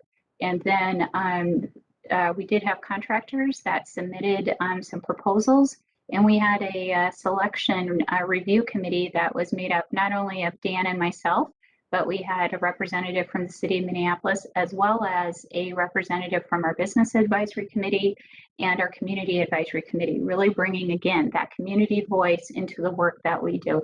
So I'm happy to report that we all landed on I think on one of the best proposals we've read, and that can help us address these issues. We would like to introduce that contractor in September. Just a little bit more work needs to be done to get them under contract, but our hope is that pretty quickly here, we will be beginning this work and really begin to answer and kind of dig into a lot of what we also feel is not only some concerns, but anxiety about some of our community members, so they can really truly participate in our process here. So Dan, I would just also offer up, I know the county has just been super supportive of this and has just been a strong partner in this area. Well, I think what's key here, Sam and Chair and members of the committee, is that major transit improvement projects like LRT projects or BRT projects are extremely transformational. They're big projects and they have large impacts on the community. And it's very important for this particular project, for all of them, and this one in particular, that we develop and build an LRT project that is for the communities in which we're building it, not built through them, and that they are not impacted and that we're not doing things to them, but for them and with them. And so to that end, it's just extremely important. And we believe we're being very cutting edge in putting in place an ability to discuss key topics like displacement and gentrification and how we keep people in their homes, businesses in their buildings, rents from driving people away, and how we build this line in this very critical and important piece and part of our communities in order to really serve them as well. And so we hope then that by forming this anti-displacement working group, that they are able to recommend policies and procedures that are implementable by the cities and the county and Metro Transit and Met Council and maybe the state and other entities that can help us. And maybe we can access funding via foundations and local governments and any other number of areas to help implement those things. We want to help businesses get through construction. We want to make sure that if you own a business and you want to stay, that you're able to stay and be part of this very important improvement. And so that's part of what we hope to do with this group. It's exciting. It's a big deal. It's important. And as important as the engineering and all the pieces that go into implementing a project like this. All right. Thank you, Dan. And we've just been very much supported by community members in how we do this work. I would also say that as part of the anti-displacement work, the original project did make investments or planned investments along the corridor, particularly in our communities in the Harrison neighborhood and Heritage Park. So as we looked at the original alignment as it went along Olson Memorial Way before it entered the Burlington Northern Corridor, there were some safety improvements as part of that project. There were definitely connection improvements for folks that want to travel north and south through there, not just the east and west. And so we hear that and we continue to work on that with our group that we have today, but then also with the anti-displacement working group is like, those were investments that community members were hoping to be made as part of this project. Now that we've took a little bit of a turn, how can we still honor that? And how can we still bring that to the conversation? So maybe not part of this project, but how can our role as facilitator still make those investments happen? So that is also what our anti-displacement working group will be looking at too. So we want to get in and show and share with you a little bit of what community members are seeing in terms of light rail and what it might look like.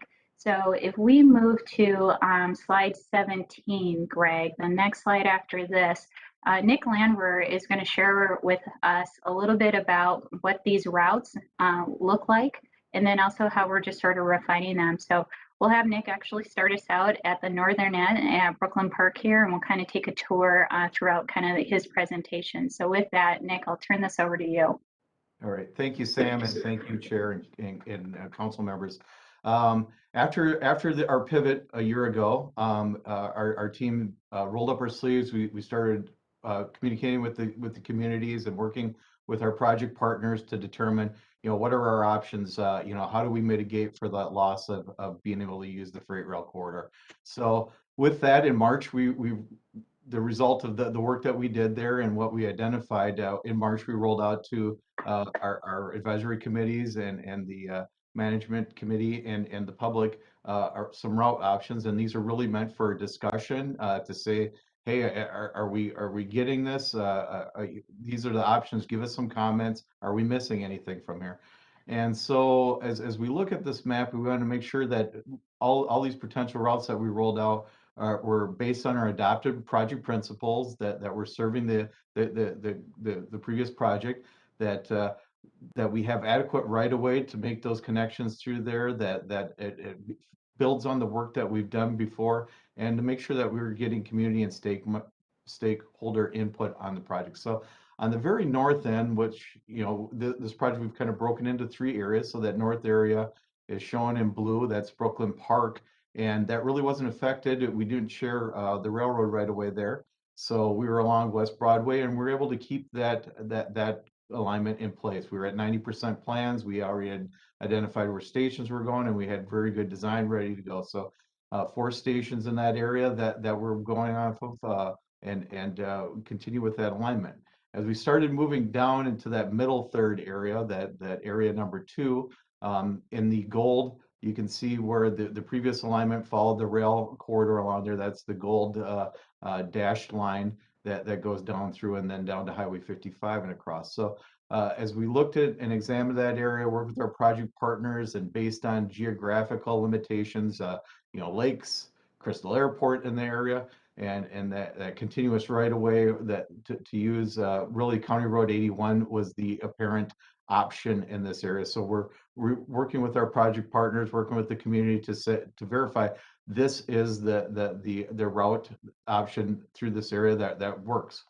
And then as we get farther down into North Minneapolis area, we have a few more options in this location. We have Lowry Avenue to Washington option that's shown in orange here. And then we have the green option along West Broadway. And this is what we're rolling out to the community for discussion on what is the best option. To get to either one of those 2 options, we have, kind of a rainbow of colors at the bottom, and we call those the links. And those links could be a combination of any of those links of the best way to get to either the West Broadway or to the Lowry route in this area. So next slide, please, Greg. So one of the things is we rolled the map out to the community. They said, we need to picture how this fits within context of those routes, and how does it look? How does it fit in? So what we prepared was some visualizations and based on existing conditions. So what we're seeing here on this slide is a slide of the existing condition along West Broadway. In the right-hand side is a photograph, a picture taken of that street, an existing condition today. On the left-hand side is a key map showing where this visualization is taken, and this one is along West Broadway at Emerson Avenue facing west. And we've pulled together visualizations for the whole project in quite a few places on our project website, on our interactive map. You can click on those little camera locations and look at it along all the corridors and all the route options. But we'll focus here on just one little area for time's sake. But the existing condition here, 4-lane road through on West Broadway, 2 lanes of traffic each way. There's parking on either side, sidewalks on either side, and building faces that are really 0 setback right up to the right of way. Next slide, please. So this visualization, this is very preliminary visualization here. There's not a lot of detail in it, and that's stuff that we'll get into when we get further into design. For instance, what does the streetscape look like? What does the boulevard look like? Is there vegetation in here? Is there landscape, hardscape in this area? What actually do we apportion to this sidewalk, and what would be apportioned to the roadway in here? But what it shows us center running light rail through this area. We have available to us 1 lane of traffic in each direction through here, and we're able to beef up the walkway, the pedestrian area a little bit more in this area. So we've taken a look, based on comments that we get back from the community. What if we looked at side running? How would that fit within the context of this corridor? So next slide, please, Greg. And so we're able to pull up these visualizations to see what it looks like. Does it make things work better? And what we're learning from the side running as we look at it is along West Broadway in particular, there's a lot of driveways, a lot of connections in there. And what happens is along the guideway, we need to make sure that if there's a vehicle crossing there, that needs to be signalized so we can control that crossing. And so when we go side running, we really start limiting access along there, and these visuals help folks to say, yeah, I can see where that stops the access across there if I have a driveway or something. So it helps to see that maybe side running isn't really the best case in this scenario. Next slide, please. We also had a lot of comments about, if you elevated the guideway through here, would it give us back more room to the roadway and a little bit more room back into this corridor? So we're able to model this, show a visualization of what that a guideway would look like if we elevated it up. And the guideway itself stays about the same dimension, which is about 28 to 30 feet, but we put it up in the air. In this visualization, you'll see the white wire framework on either side, and that would give an idea of what it would look like if there was a station in this location, the additional room that we'd need up there for a station. But what we can see and visualize with this is when you put the columns in place and with left turns and everything, we really don't get a lot more room back into the roadway. We still continue with a lane of traffic in each direction. It maybe does help us with some of the left turns, but it really doesn't get us a lot more room for the impacts that it would have. Next slide, please. So those were visualizations that we're using to get out to the community to get the feedback from the community and get their comments and have those discussions. The next thing that we rolled out in July was potential station area studies, and from the previous map Sam talked about where we got input from the community, we took a look at where we could put potential station areas so we can have those studies and know how that will affect the community. So again, those are based on project principles, on our goals. We want to be considerate and honor some of the previously planned stations that we had. We want to make sure that we're getting that stakeholder and community impact along here. We want to make sure we're focusing on key destinations in the neighborhoods, the businesses, the schools, the churches, those key transit destinations. We're going to want to make sure that we make the connections to our existing transit system and build on the robustness of it. And some of the things to consider also are usually our stations for light rail are about a half mile to a mile in station apart in spacing. And then, keep into account some of the engineering requirements, the space that's needed for these stations. So next slide, please. Can I ask you to pause for a moment, Nick? I see that Councilmember Atlas Ingebrigtsen has a question. Was that about the slide that was up? Thanks, Chair. I think Nick, it might be back on slide 21, perhaps. Okay. Or maybe it was more related to, and this is something that's come up, and I'm just curious, has there been a solve or an understanding of how you would be able to, thanks, Greg, do left-hand turns with a center aligned or center at grade train? And also, have we addressed the issue of what happens when you have one-way traffic and there is no room for an emergency vehicle to get by?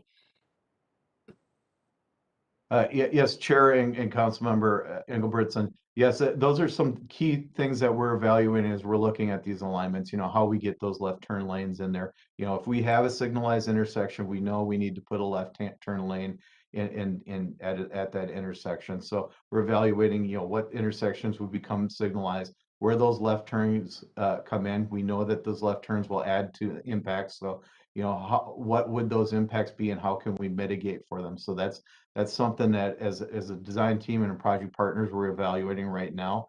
And we want to bring those out to the community as soon as possible so we can get the feedback on that. I'm trying to remember the last half of your question. Was related to what how would we deal with the need for emergency vehicles to get through if there's only one lane of traffic and there's not the room for a vehicle to move over to allow for an emergency vehicle to get through?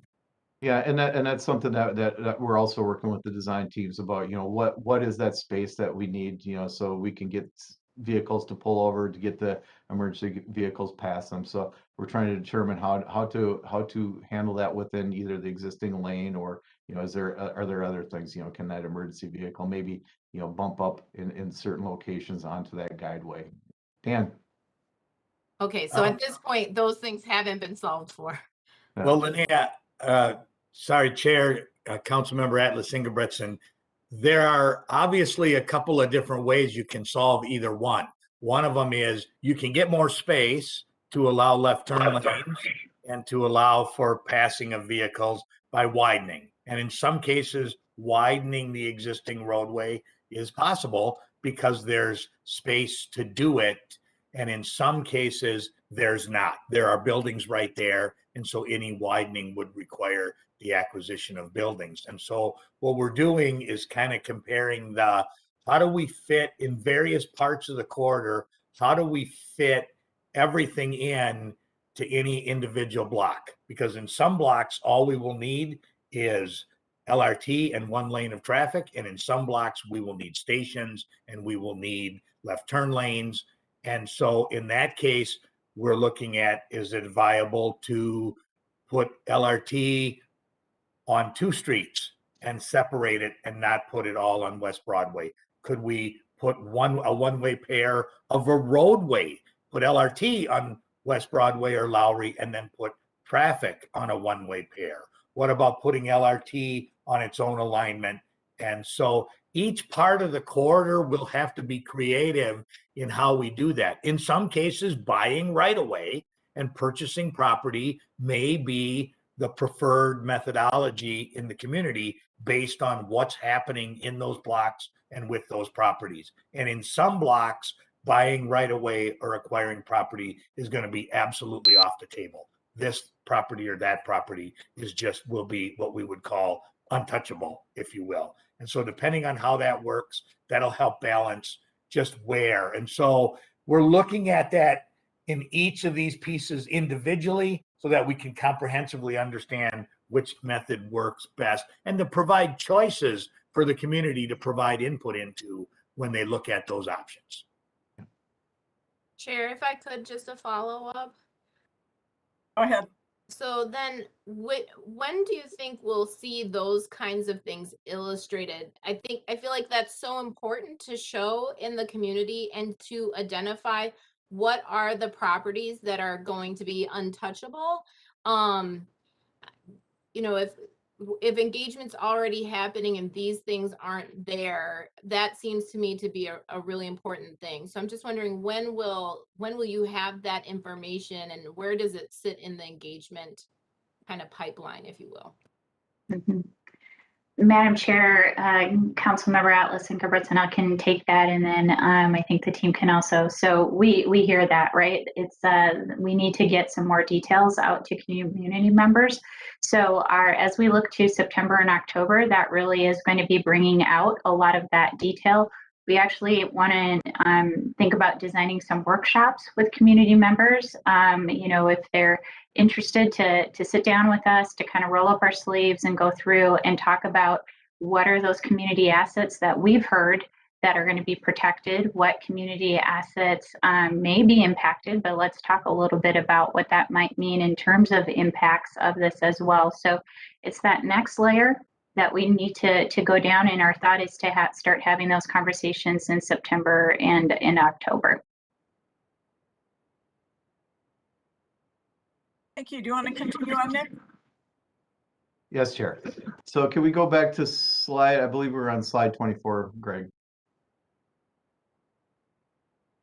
So I guess I think we're actually 23, but as we looked at proposed station areas, again, in Brooklyn Park along West Broadway, our design is already there. We know where those station locations are. And then if we go to the next slide, as we get down into that area too, we want to be consider the stations that we'd already planned along here. So we can see along here that we had a station at 63rd and a station at Bass Lake Road, and we're able to, with the County Road 81 being right next to the railroad right away in that location, we can kind of shift our location over a little bit and still honor those station locations. As we get farther down the alignment, the County Road 81 starts to diverge from the freight rail corridor, and we had identified a station in downtown Robbinsdale, and we're still looking at a station in downtown Robbinsdale, and we're working with the city to determine where is the best locations for a station in that location. One of the opportunities that we get as we get down to the bottom of that black line is North Memorial Hospital is now along this alignment, and this is a key destination that had been brought up previously of how to serve that with our previous alignment, and this is an opportunity there to serve that. Can we move to the next slide, please, Greg? This is down now in that area 3 in North Minneapolis, where we have a few different options, but I think one of the key takeaways here is you can see that there's stations that we're showing potential station locations on Penn Avenue on both the Lowry and the West Broadway alignment that would serve the existing transit services there, for instance, the C line that goes along Penn Avenue. The same thing with the Emerson Fremont area there. We on both the West Broadway and the Lowry alignment, we're showing potential station locations that would make connections with the D line that's being under construction at this time. And then we also show some additional stations along that Lowry route, potentially a station up at Lowry and Washington Avenue that could serve a upper harbor terminal development through there. And then if we were going down Washington Avenue, that maybe a station location at West Broadway would make sense to pick up the transit services that are going along West Broadway. And then as we move down farther along that green line, if we were to follow the green line up to West Broadway alignment, there's a good potential for a station at Plymouth Avenue that would serve some of the educational and technical locations along that corridor, as well as going back to Lowry. If we were on a Lowry alignment, could we put a station in along that 10th Avenue alignment that would serve the North Loop area? So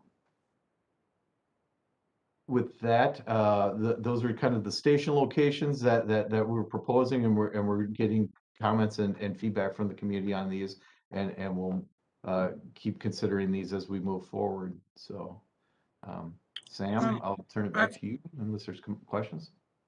Yeah, I have one. Councilmember Chambliss. Thank you. So if you can go back to the prior presentation, yes. Can you explain the benefits, the pros and cons of the dotted blue line and what the community has said about it so far? Chair Councilmember Chambliss, the dotted blue line, the link on this map is what you're referring to? It is, yes. Okay, yeah, and as we talk about some of these links, as we're calling them, some of these links are options or available right away that would be along there for consideration. And truthfully, that dotted blue line really, as shown here, kind of skirts along the west side of I-94, and we really haven't had a lot of feedback on that alignment right now, because I think one of the thoughts is it kind of starts pulling away from the community. It's pushed more towards the interstate instead of being in the community and serving the community a little bit better. So really not a lot of feedback on that alignment. Okay. Yes, and then my follow-up question would be, at what point would some of these alternatives start coming off of the map for more clarity? Yes, the alternatives will as we're working internally with our project partners and evaluating what the impacts are, you know, working with the city of Minneapolis, working with Hennepin County, working with MnDOT, and listening to the community. I think these options will start really thinning down, but it really is it's gonna matter on which route alignment, Lowry or West Broadway, that we would go forward with. And that will be, you know, that'll begin to roll out with the evaluation in our report that will be in a November timeframe. Councilmember Chambliss? Okay, so sorry. So based on what I'm hearing is that if, for example, one of these other routes, the Lowry route or the West Broadway route, does not pan out, then that area around 94 is being evaluated to a certain degree. Is that correct? I guess the question would be, the routes are really to make that connection with, or the links are to make a connection with the routes. So as we move forward, we go forward with the route. You know, some of the links could be a combination of those links, and how it gets over 94, and then how it serves the community best. So, you know, for instance, there could be, you know, it's likely that as we're looking at it, that 7th to Lyndale would probably be a good option. But then how do we get to Lowry? You know, how do we get to maybe 10th to Washington? We're starting to focus in a little bit more on how those would work together and serve that community and alignment.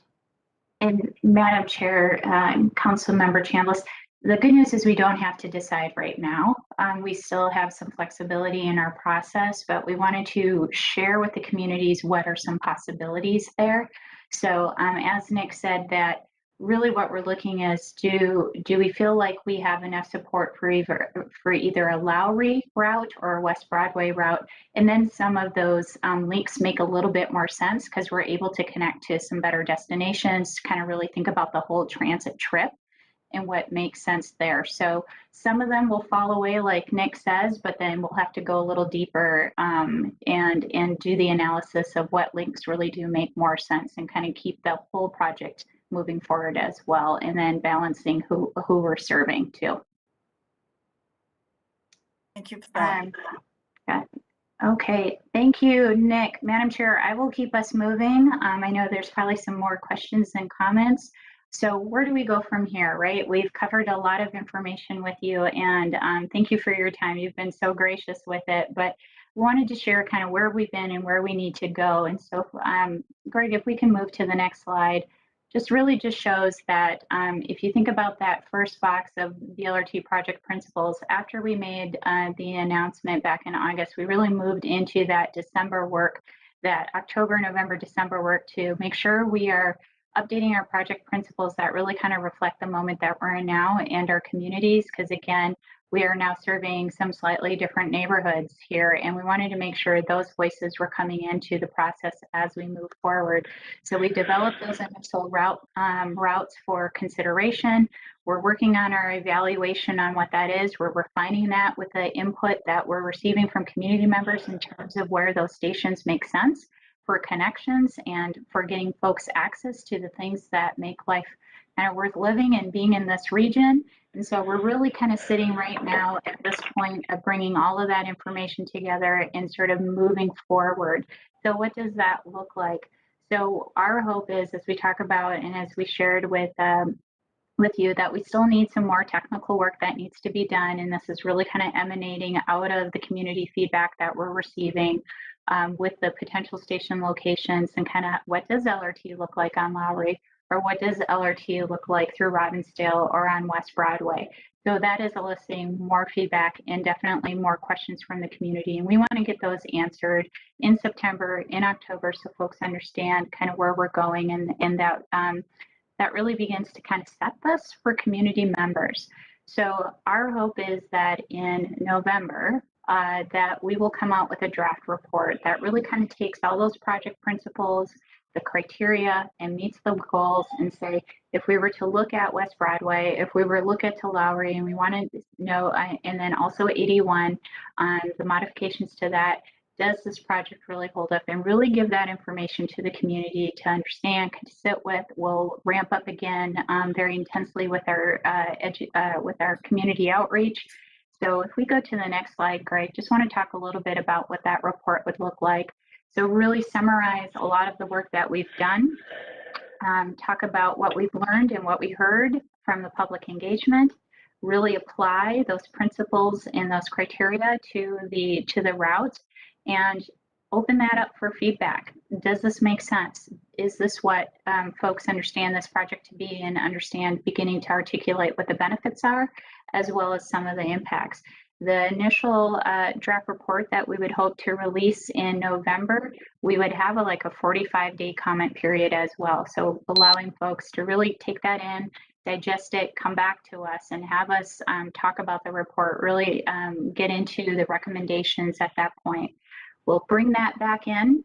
We will continue to meet, of course, all the way through with our advisory committees, and then produce a final report after that 45 days and bring that back out to communities and say, this one has a recommendation. So we had all the technical information in the first draft.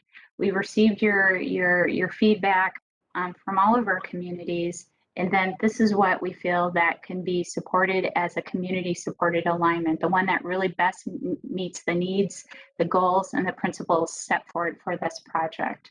So that is our hope. This is still the beginning of a very long process, as everybody around this virtual table knows. When we develop these transformative projects, we want to stay in the FTA queue, obviously very important. We are in engineering now. We want to keep that moving forward. So for us to get a community supported alignment is still the beginning of a process. And Greg, if we can move to the next slide, we'll talk a little bit more what that is. So that first year is getting that community supported route that we can move into the environmental review. And the environmental review, for I think a lot of folks know, we can dig deeper, we get into more design, we get into more engineering, we understand impacts and benefits a lot more. And that will be a 1.5 to 2 year process.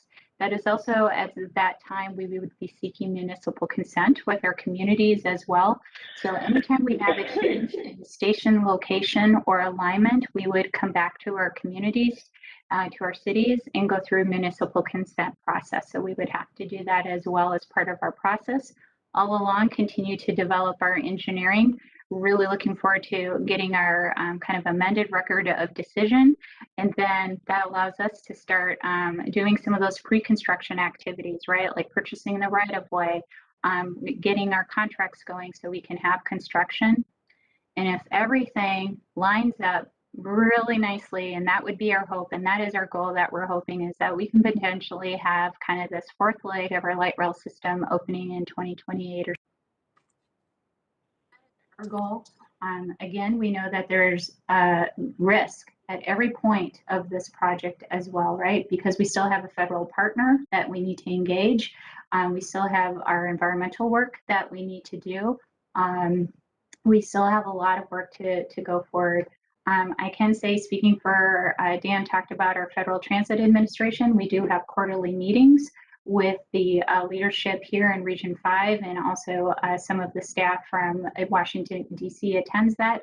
So they're very aware of our process, ask us questions of how we're doing, and we share both the technical and, of course, where we are with the community supported alignment and how that's coming together. So we're very confident that we have a good relationship in our federal partner, but just want to also underscore that these projects are long, they are complex, but our hope is that we are being transparent and we're opening for everybody to see this process as well.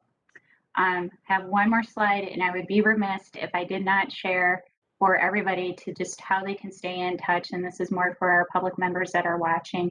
Our Blue Line EXT website is really the repository for really good information. Everything that you've heard tonight, everything that we referenced in the past, you're going to find it on our website. You're also going to know how our community members talking about this, how our business community members are talking about this as we host those meetings, and folks can view those live.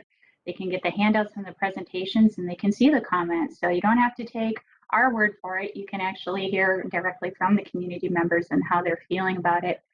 Please, please, please sign up for Gov Delivery updates. As things change with COVID-19, we want to just make sure we're connected. So whether we're meeting in person with you or we're meeting virtually, we want to make sure we're connected. So Gov Delivery is a really good way to do that. If not, everybody got to meet Sophia, and she's amazing, and she has an amazing team, and that includes our Hennepin County partners too. And we're happy to be where you are as well. And just one last plug, please follow us on social media as well. And you see our Twitter and our Facebook handles with that. So with that, Madam Chair, thank you. And we're so happy to stand for any additional questions or comments. Oh, thank you so much, Sam, Dan, Sophia, Nick. This was a great overview, and clearly there'll be periodic updates that keep us all up to speed, which is really important. We all need to know what's going on. But in the meantime, as you said, Sam, you're open for questions and comments. And so hopefully our council members, as they come up, will continue to reach out. We have run over time. Are there questions that are pressing that need to be asked right now? Lene, I see your hand. Is that up, or is that up from before? That's up from before. Councilmember Johnson, do you have a quick question or comment?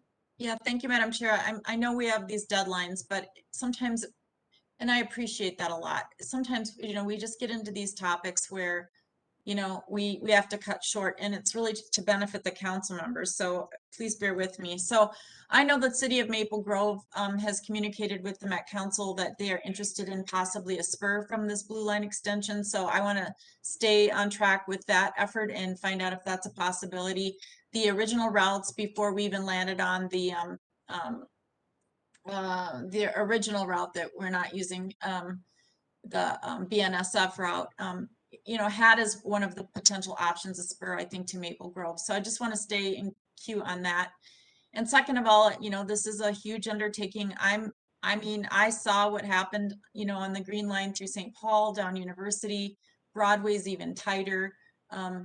I know these are very disruptive to neighborhoods and people. And so I'm so thrilled you're doing all this community input, but and I know it'll go forward, I know that, and it should, but the disruption to especially corridors that have had major improvements recently, and a lot of money spent in those corridors that are going to be disruptive. So for example, 81 and Broadway, some of those, we're going to be ripping up money that was just invested. So I hope as a council that once it's built, we can afford to operate it, going forward. I don't know if we've answered that either. So I just want to be on the record that I appreciate all of this great work, awesome team, but I've got concerns, but it's not in my district except for, and if, we can get a spur to Maple Grove and connect them up to their Arbor Lakes community area, I really do want to stay involved in that. So thank you, Madam Chair.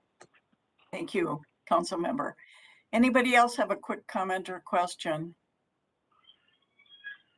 Well, again, thank you so much. Madam Chair? Yes. I have my hand raised, but maybe I'm sorry, I can't it. see you on my screen. Okay, Councilmember Wolf, please. Thank you, Madam Chair.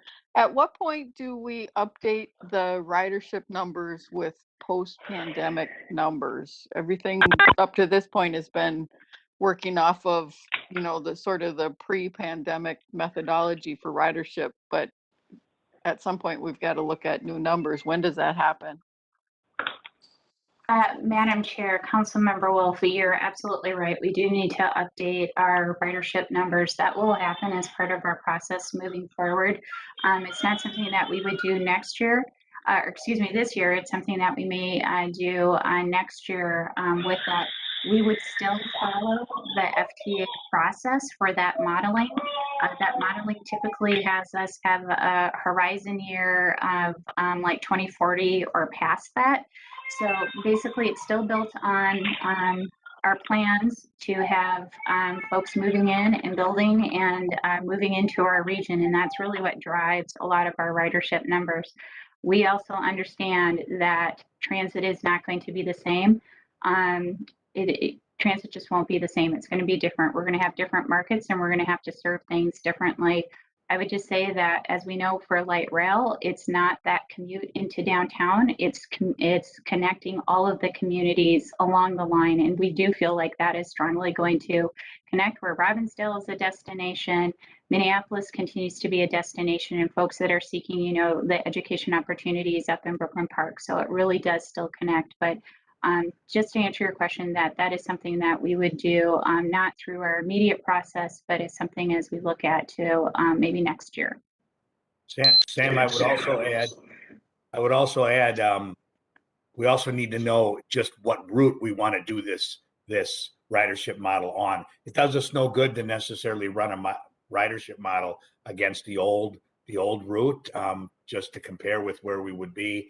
So that'll be part of it. That'll be part of it as well. I also want to add, Sam, for Councilmember Johnson, that Commissioner Anderson and I have talked, you know, frequently about the topic of, you know, Maple Grove and what that could mean. So that'll be a piece that we discuss as a project team going forward. So thanks for bringing that up. Thank you. Any other council comments or questions at this point? Again, thank you so much for this rich presentation. It's great to hear what's going on, a lot of activity, and it will be, of course, a very important part of our robust transit system. And I think it's interesting how with each project that we do, be it LRT or transit in any mode, that we take the lessons learned and carry them on and do it better the next time and as we move forward. And I'm really excited to see that. So thank you for all of your hard work and for the entire team that's working on this. So any other questions can be directed directly to staff. And again, thank you. And thank you all for hanging in there a little bit longer. I think a couple of great presentations. And on that note, we are adjourned. Thanks, Chair. Thanks, everyone.